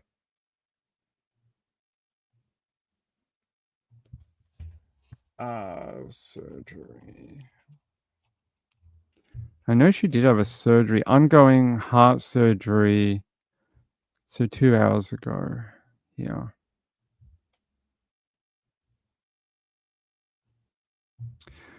It says here that she vanished without her cash, credit card, wallet, ID, all that type of stuff. An extensive search was launched, including canine units, a helicopter, flyering. So they put out pamphlets in the area, yielding no results. Local residents were asked to review outdoor camera footage. Yeah, we know that already. What about her surgery? Before my stomach goes crazy. Come on, stomach. We'll eat later. Let's see. The fears over Melanie's whereabouts grew as the mum of two is due to undergo heart surgery in the coming weeks, and also left medication critical to her health at home. Okay, they're not going to give us a definitive date. I hope she can still have her surgery. Hopefully it'll make her feel a lot better. As someone that's had a lot of loved ones waiting for bloody surgery and to feel better, I can totally understand. RX Girl says, I'm at work, came in late. Is this person alive? Yes, they were found alive, RX Girl. They were located safe and sound. It's good news. Finally, we get some good news in a case. Yeah, they found the boy. Did they? I don't think they gave us any more information on Elijah. Don't think we got any more.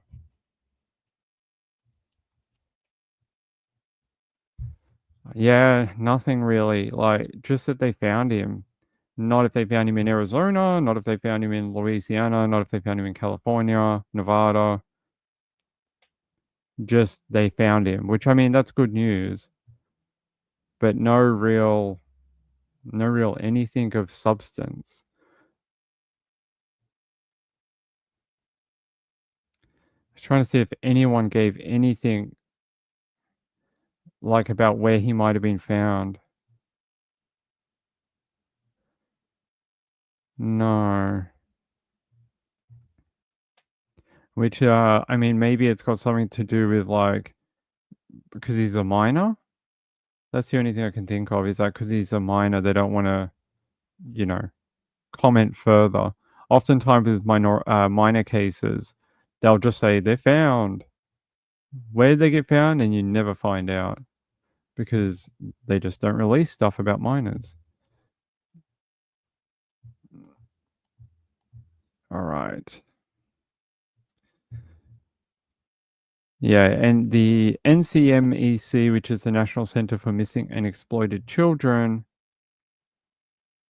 they didn't give us anything either. Just that, yeah, again, just it is located safe.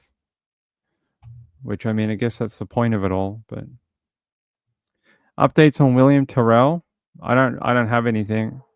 Nothing. The inquest is still undergoing, still ongoing, and the coroner's name is Harriet. Harriet will have a decision or something at some point. Chino Moore says, has there been any news on Sebastian? No. Nothing worth reporting anyway. No. Unfortunately, a lot of little kids missing. It's really sad. William Terrell. I don't know what. I don't ever know what's going to happen there. I'm not sure if they will ever find him. I think if the only way they will ever find William is if there's a massive break in the case. Like, I mean, someone talks, or I don't know. I think that kid being missing for so long and no one has anything. Like, they don't have a sighting, they don't have any intelligence, they don't have a person of interest. I mean, they keep saying it's a mum, but they can't give any evidence that it is the mum. Like, do you know what I mean? Like, when you arrest someone and you want to put charges on someone, you have to have a brief of evidence and some sort of substantial facts to give them, even if it's a circumstantial case without a body. But with William Terrell's one, they've just got an idea, a theory, at least what they've given publicly. They haven't given any hard, cold facts of, we know for sure. We know this happened. Like, every time you hear them speak about it, it's very wishy-washy. It's like, well, we think this happened. We think this might have occurred. We're not sure, but we believe at the moment this is what happened. So until they come up with something substantial and can back it up with some sort of evidence, I don't know where you go from there. Mom May says, did you see the one in Kansas City? Woman's autopsy came out. Kansas City. I'm at a mental blank. Who was from Kansas City? You're going to have to give me a name. Kansas City. The only thing I keep coming up with is the lady who was shot in the parade. Like, earlier this year, there was a woman who was killed at the Kansas City. Chiefs celebration. You think maybe it's an accident and the mum covered it up somehow?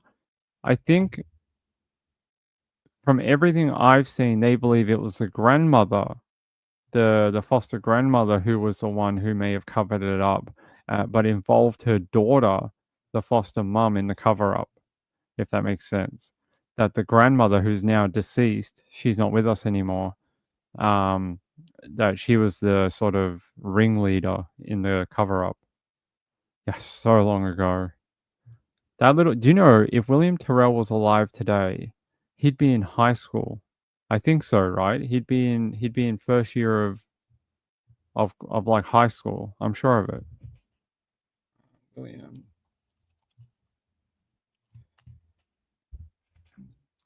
He went missing 12th of September 2014. It's 2024 now. He was 3 at the time, plus 10 years. He'd be 13. So he'd be in his first year of high school in Australia. So he'd be going to his first thing like that. Yeah.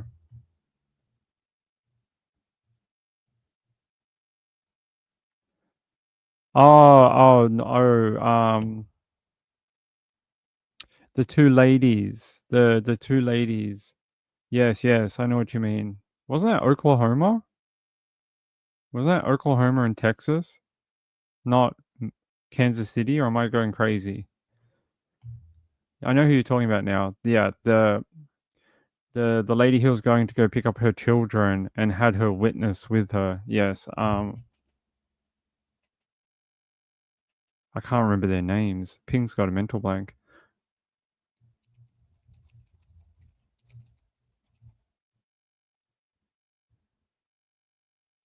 Veronica Butler and Gillian Kelly.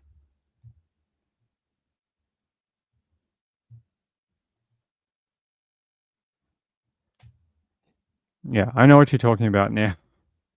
Yeah, Veronica Butler and Gillian Kelly. They did release an autopsy today. I know that there was a partial one released at some point. Here, KVII ABC Amarillo. Let's have a look. They're saying victim in Texas County murders stabbed 9 times. What? Weren't they? I thought they were shot. One of the 2 women murdered in Texas County and buried in a freezer was stabbed 9 times. According to the autopsy report, Gillian Kelly was stabbed in the back of her head and neck. The other stab wounds were to her cheek and left shoulder. She also had 7 incised wounds, cuts to her neck, head, jaw, left shoulder, and defensive wounds to her hands. The medical examiner said her death was very rapid, likely very rapid. She was dead before being placed in the freezer. You know, these people are involved in this. Tiffany Adams, Tad Cullum, Cole and Cora Twombly, and Paul Grice. They really are what worries me is that these are the type of people who just think that the world revolves around them and they don't care about the law, and they act all like, we're the law and we're going to take care of stuff. And unfortunately, I see these traits in a lot of people. Not saying they will murder people or anything. I just saying I see it in a lot of people who, I don't know, just have that mindset that, oh, if the police are not going to do anything, then I'll do something, and they do stuff like this. It's just like they think they're a law onto themselves. That's very sad. I can't believe that would have been extremely frightening for her. Which one was it? Was it Gillian or they're not saying? Oh, Gillian Kelly. That's really sad. Because Gillian Kelly was only there to help the friend, right? She was only there to help Veronica because Veronica had to have a witness or someone else during the changeover of the children. So she was just trying to do her like neighborly, they were from the church, but just trying to be a good person and try and help someone out. And she paid for it with her own life in a dispute that she didn't know really anything about. As far as I know, that she only really sort of knew the basic. Well, she knew about it, but it's not like she was involved in it. She was literally just trying to help a woman out who was scared to go to the property and get her children back. That is awful. They're saying the full medical examiner's report from one of the Kansas women who were brutally murdered and buried in the Oklahoma Panhandle earlier this year has been released. In the medical report conducted by the chief medical examiner in Oklahoma City, 39-year-old Jillian Kelly suffered 16 sharp force injuries, 9 of which were deep stab wounds to her neck and head that damaged her spinal cord. Far out. I will be happy the day they put these mother effers in the freaking chamber and put the needle in their arm. I'll be so happy. I'll be the first one to have a party with all of you.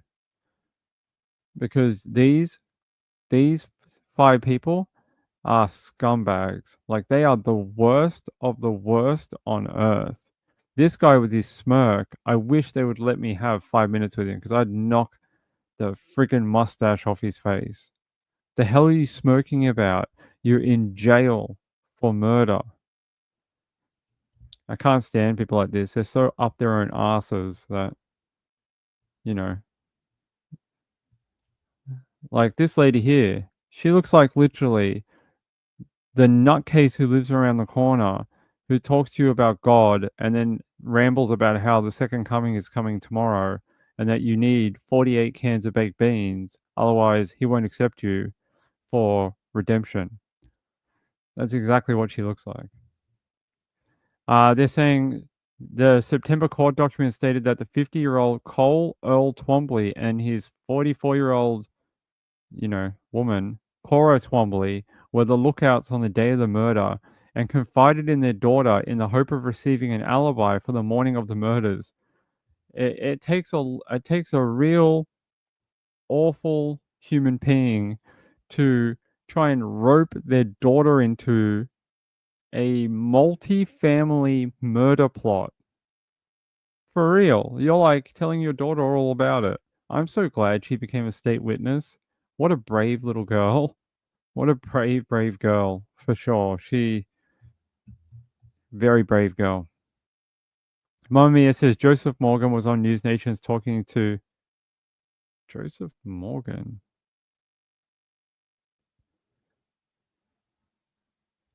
Scott. Joseph Scott Morgan. Yeah. Sorry, I was like, Joseph Morgan? That's a weird name. I was like, who is that? I know, Joseph Scott Morgan. See, everyone knows him by his full name. I love Joseph. Mate, we exchanged pleasantries in a PM a couple of weeks ago. Mamma Mia says Joseph Morgan was on. I'll have to watch that. I love him. He's a great guy.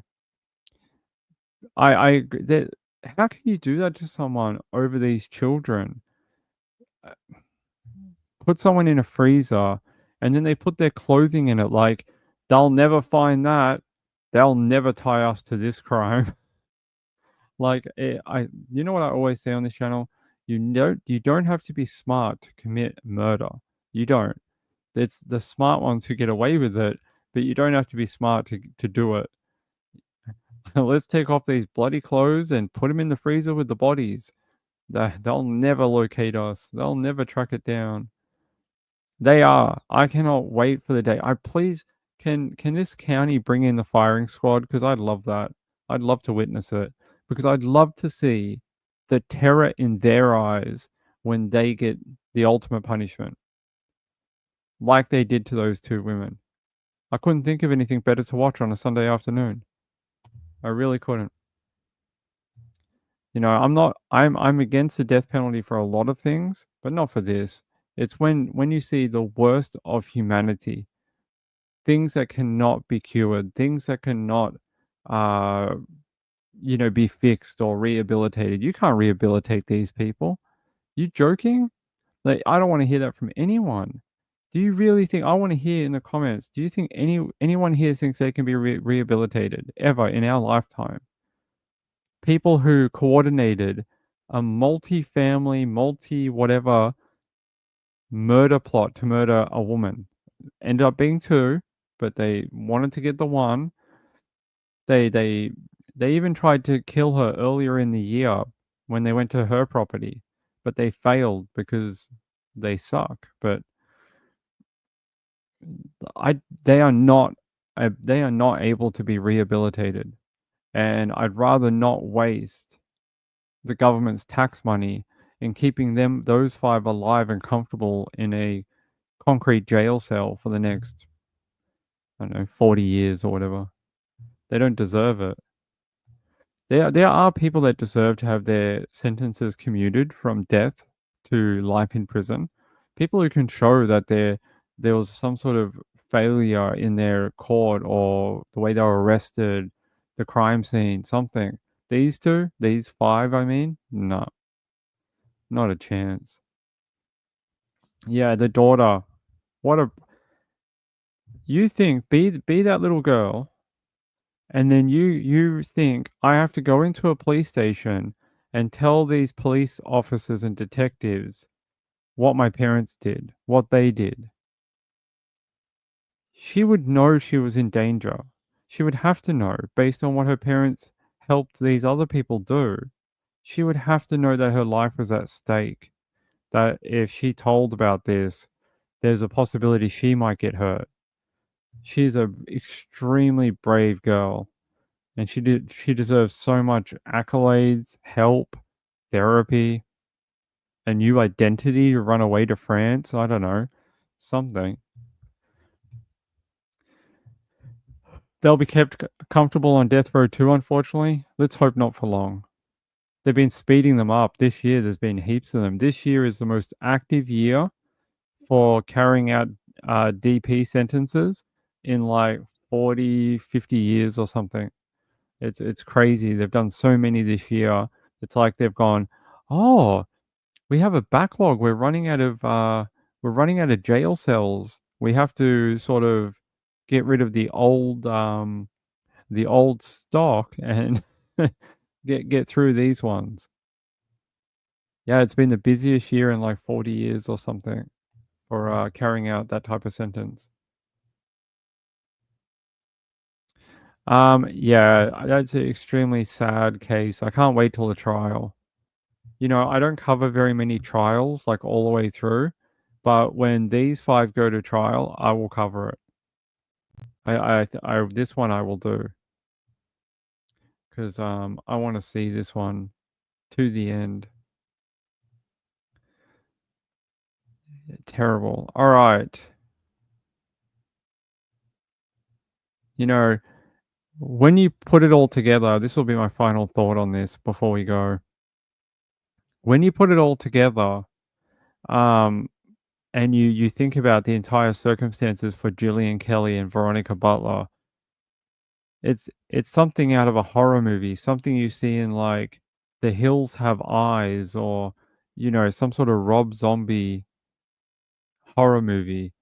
These women were driving down a road they had driven down 100 times before to go pick up children for a birthday party or whatever it was.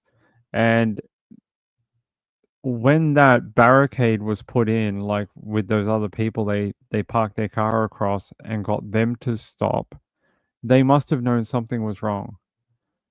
From there to them being put in that freezer when they were dead and had been murdered, that must have been the most terrifying moments for a human to ever experience. They must have known something was wrong as soon as their car got stopped. They must have known.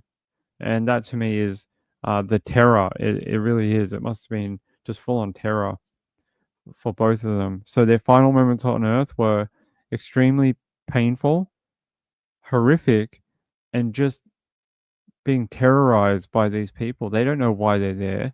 They don't know why this is happening, and they probably had no idea that they were going to be met with lethal force, gunshots, stabbing, pulled out of their cars. Yeah. These people deserve everything. Hey Jojo, how are you? Jojo says, yeah, it is like The Hills Have Eyes. Chino Moore says, Ping, I could not handle The Hills Have Eyes. It was a pretty brutal movie.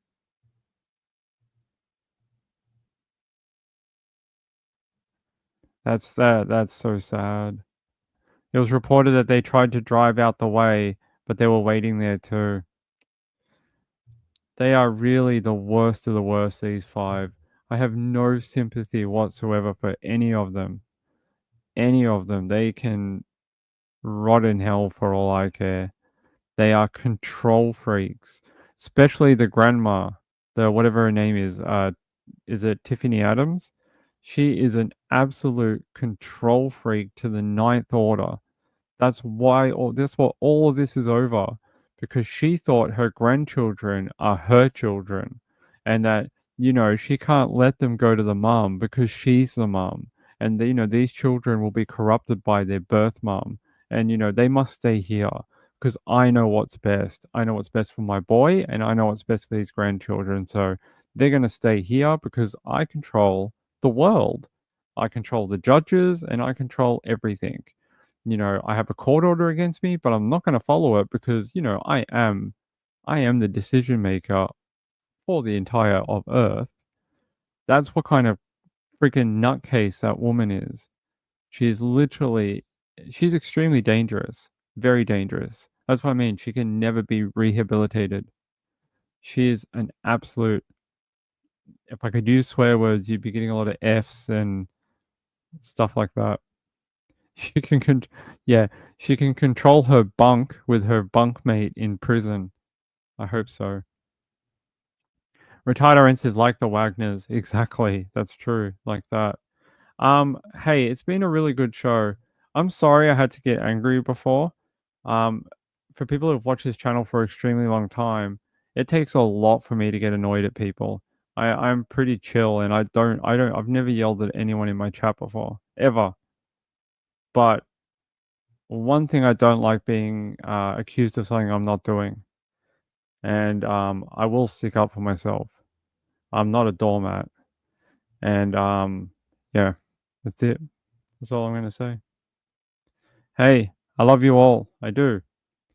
I try and provide a place that is free for nearly everyone's opinion, and I try to let anyone do what they, you know, what they want to say. I'm not here going, my theory about the guy on the bridge is the only theory you should ever believe because I am the leading expert.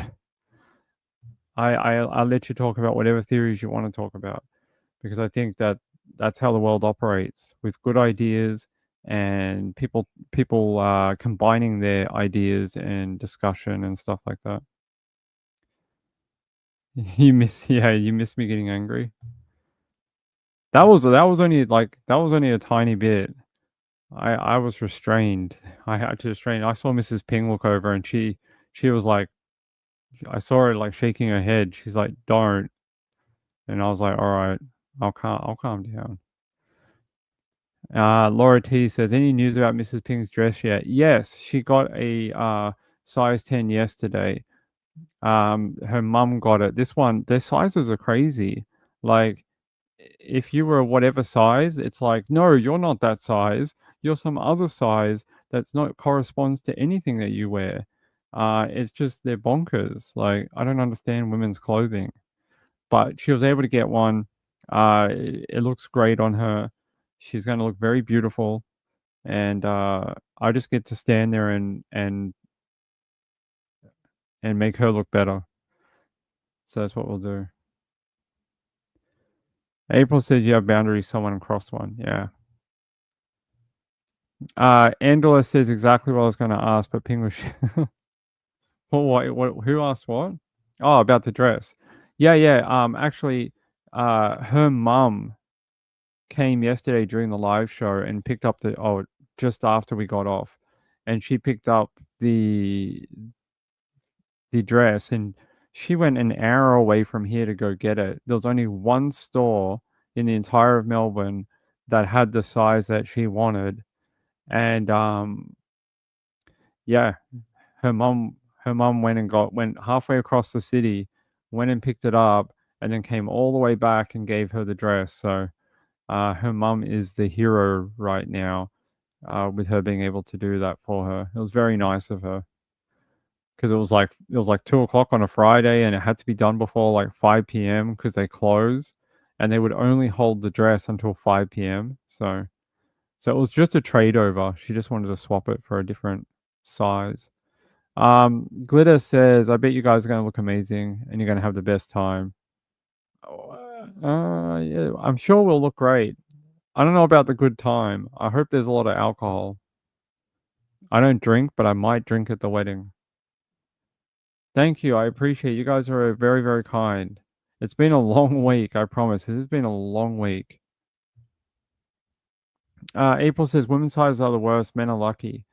Yeah, most times I can just be like, I wear an XL shirt and I wear like a 36 in a pants. I'm good. Like I can I can order online. I'm just like 36 in pants and an XL in a shirt. It'll fit, and I get it, and it just fits. I'm lucky like that. I know. Do you want to know a little story? We'll stay until the top of the hour. I messaged the other, like the wedding venue we went to in July. I messaged and I was like, "Can you tell me where you got that pizza from, or can you just tell me the recipe?" And they never replied to me. They're like, "Who's this crazy guy messaging us about pizza?" They probably just think They're probably going to put me on some sort of do not contact list, and they probably banned me. So yeah, they never got back to me about the pizza. Never. Never got a reply. Never. That pizza was so good. It was bocconcini, pesto, and something else. I can't remember what it was, but I ate about 20 slices at the wedding because no one else wanted it. It was freezing cold, and I was starving. I hadn't eaten all day, and we'd been at this wedding all afternoon. We'd already gone through the ceremony, and I was hungry. And they're like, "Oh, dinner's in like," and where you sit down and watch all the dancing and all that. They're like, "Oh, dinner's in an hour and a half." I'm like, "An hour and a half? I'm gonna eat someone if we don't get food soon." But then they brought out the pizza, and I was like, "Ah, this is the best thing ever." That pizza was so good. Hold on.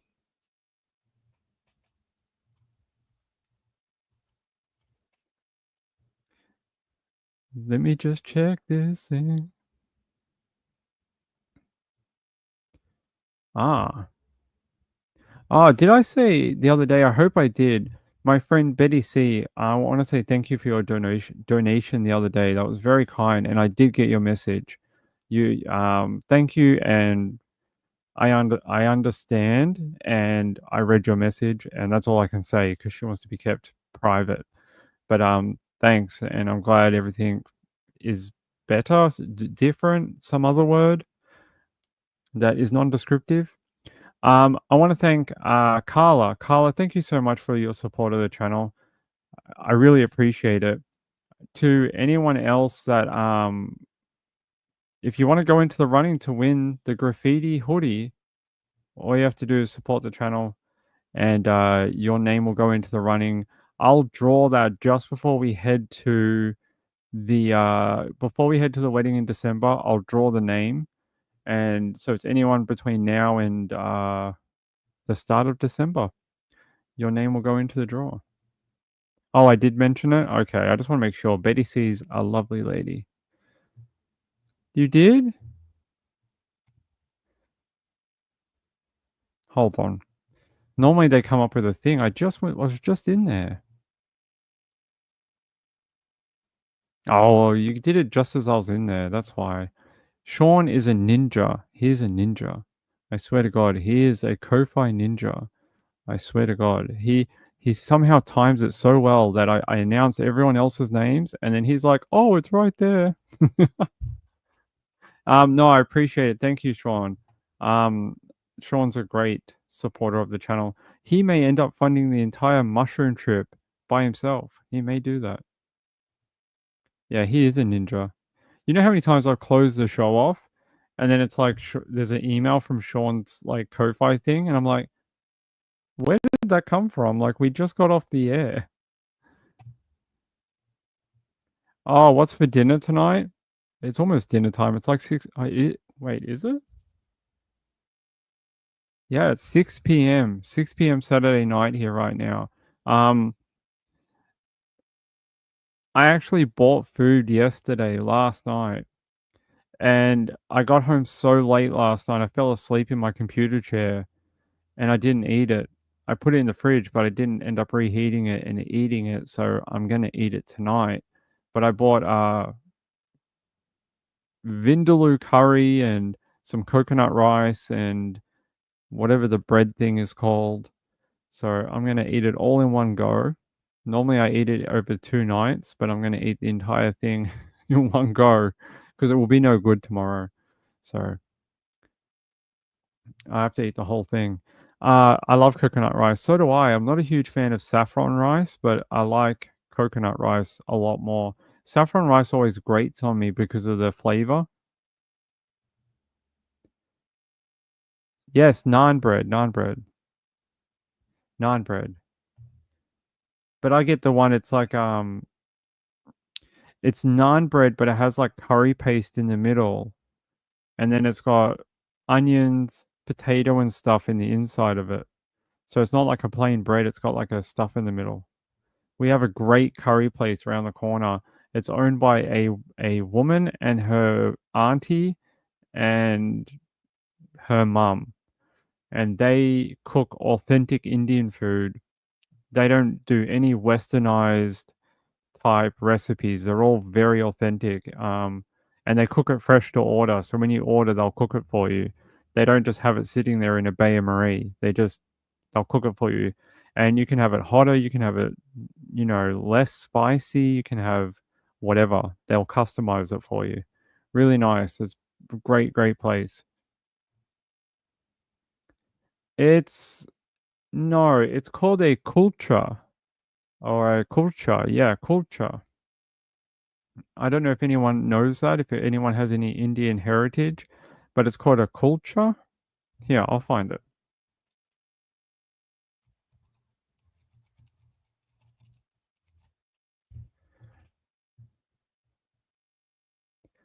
So apparently it's from a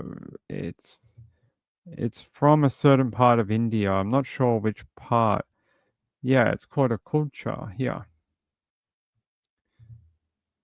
I like the flaky one. There's one with all the layers. That one's pretty good too. It's like this, but on the inside they do, yeah, like the potato and yeah, potato.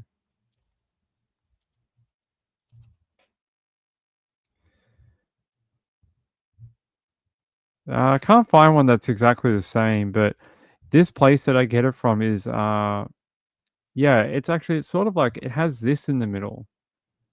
Yeah, there you go. So it's like the bread I just showed you, but it has this in the middle of it, this yellow stuff. But I'll tell you, this place cooks their bread fresh to order as well. It's not cooked and then reheated or anything. And her her breads are like this big. They're huge. They're like the size of a giant frying pan. And they're like $2 and you get like these giant. Yeah, so if you've ever heard of it, it's called a kulcha. Yeah, paratha. That's the one with the layers. I like that one too. You made hummus today? Really? I've never made it by hand. I've always wanted to, but I've never done it. I'm always lazy. I'm like, I'll do that, and then I'm like, it's so much easier to buy the tub and just eat crackers, but Peshawari naan. I don't know that one. All right. Well, we better get out of here. It's the top of the hour. It's late at night, really late at night. I hope it was a great show. I hope everyone enjoyed it. We'll be back tomorrow. Tomorrow's Saturday night, which means you guys got another late show. Just like tonight, we'll be on after Trish. And oh, what's Mrs. Ping gonna eat? Mrs. Ping got a pho or a pho or whatever you call it. So she likes the Vietnamese soup. So she got that and some dumplings and things like that. That's what she likes. So we don't eat out very often, but on a Friday night, because we're so busy, we tend to get something on the way home. So yeah, she's got pho to eat or pho or whatever you call it. What did someone ask for help with? Is there something wrong with the memberships, Mamma Mia? You can message me on Facebook. Mamma Mia said she was having trouble becoming a member. Hold on, let me find it before we go. How long ago was it? Oh, I'm trying to. Okay, hold on. There is a thing you can do. Hold on, I'll get it for you.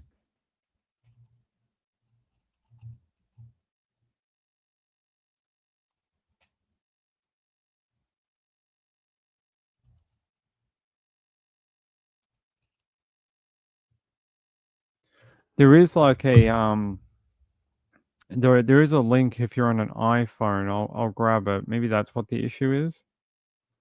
Here. So Mamma Mia, you can try that link. That link might work. Actually, hold on. Do we have enough people? 1, 2, 3, 4.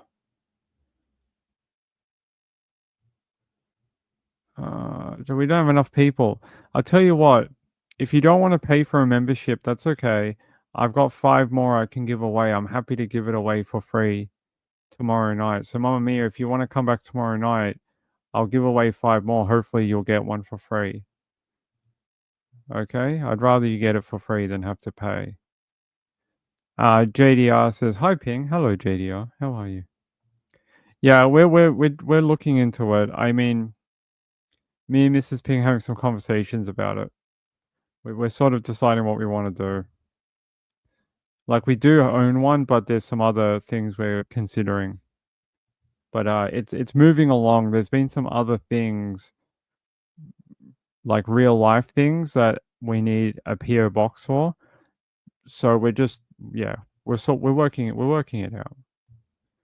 Hopefully by the end of the year, it'll be up and running. But yeah, there's a couple of things that we need to do that we need one for. So, but we need like maybe possibly 2. One that's in a personal name, one that's in a normal name, one that's in a business name. So we're looking it up. We're waiting for Ozpost and some advice. You really love honey. You know they sell fried chicken here at Red Rooster, and they put honey on it. Like, like fried, like KFC type chicken, and they put honey. I'm not kidding. They call it hot honey.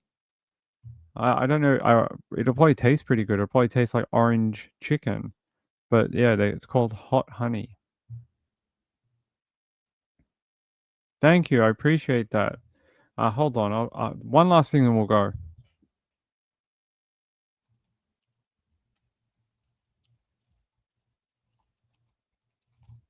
Making you all hungry at 3 a.m. in the morning. Yeah, look, they had this last year. I don't know if they sell it anymore. Where is it? There. There's a guy on YouTube like eating it. See? Hot honey fried chicken at like a chicken store here. They put honey. I've never heard of that. Email people if they ask so it's not out in the world. That I think Sean mentioned that the other time. He just got here. It has like red pepper in it. I've never heard of it before. I didn't even know it was a thing until they did it at Red Rooster. So Red Rooster is sort of like KFC, but different. They sell like barbecue chicken and stuff like that. What is it? Honey chicken is Asian food for Aussies. Sort of. Yes. What? Melted cheese with chicken, or are you saying melted cheese with honey? Either way, I'm disturbed. Spicy Korean chicken. Spicy Korean chicken's pretty good. Mike's Hot Honey. I'll have to look for it. Oh, hot honey with cheese? I don't know, cheese and honey? That sounds a bit odd. Cheese and honey on crackers is amazing. I can't say I don't think I've ever had cheese and honey in the one, like, thing. I've had cheese, I've had honey, but I don't think I've ever had them together. All right. Hey, I love you all very much. I can't ask for the better viewers ever. So many people have joined me on this journey over the last, we've been here about a year full time now, a year. It was last October, November, we started doing this every day. And I'm very thankful for the people who have supported me along the way and the people who continue to subscribe and hang around and be in the chat. It's been a real up and down road. I've learned a lot in 12 months. I tell you what, I've learned a lot about YouTube and I've learned a lot about being a streamer. Some things very upsetting, some things better, some things happy. A lot of things upsetting though. But you know, it takes a lot. You really have to swallow your ego and take criticism on the chin. You really do. Because you'll get fed criticism day in and day out being a live streamer. But so I've learned a lot, and I appreciate all the people who have come along for the journey. I hope eventually it'll be worthwhile. I hope eventually this will be a much bigger channel. But I can tell you that I'll never forget the people who were here in the beginning. There's been so many people, and I still remember them. People like Candy Williams. She doesn't come here anymore, but I still remember her. You know, Detective's daughter. I still miss her. She's a great lady. There's just so many. I could rattle off names for an hour. But I miss them, and I appreciate them supporting me in the beginning, along with everyone in the chat right now. So all I can hope for is that 2025, we're gonna go from here to wherever is the next level of YouTube live streaming. So keep hanging along for the journey, and I'll see you tomorrow. Okay.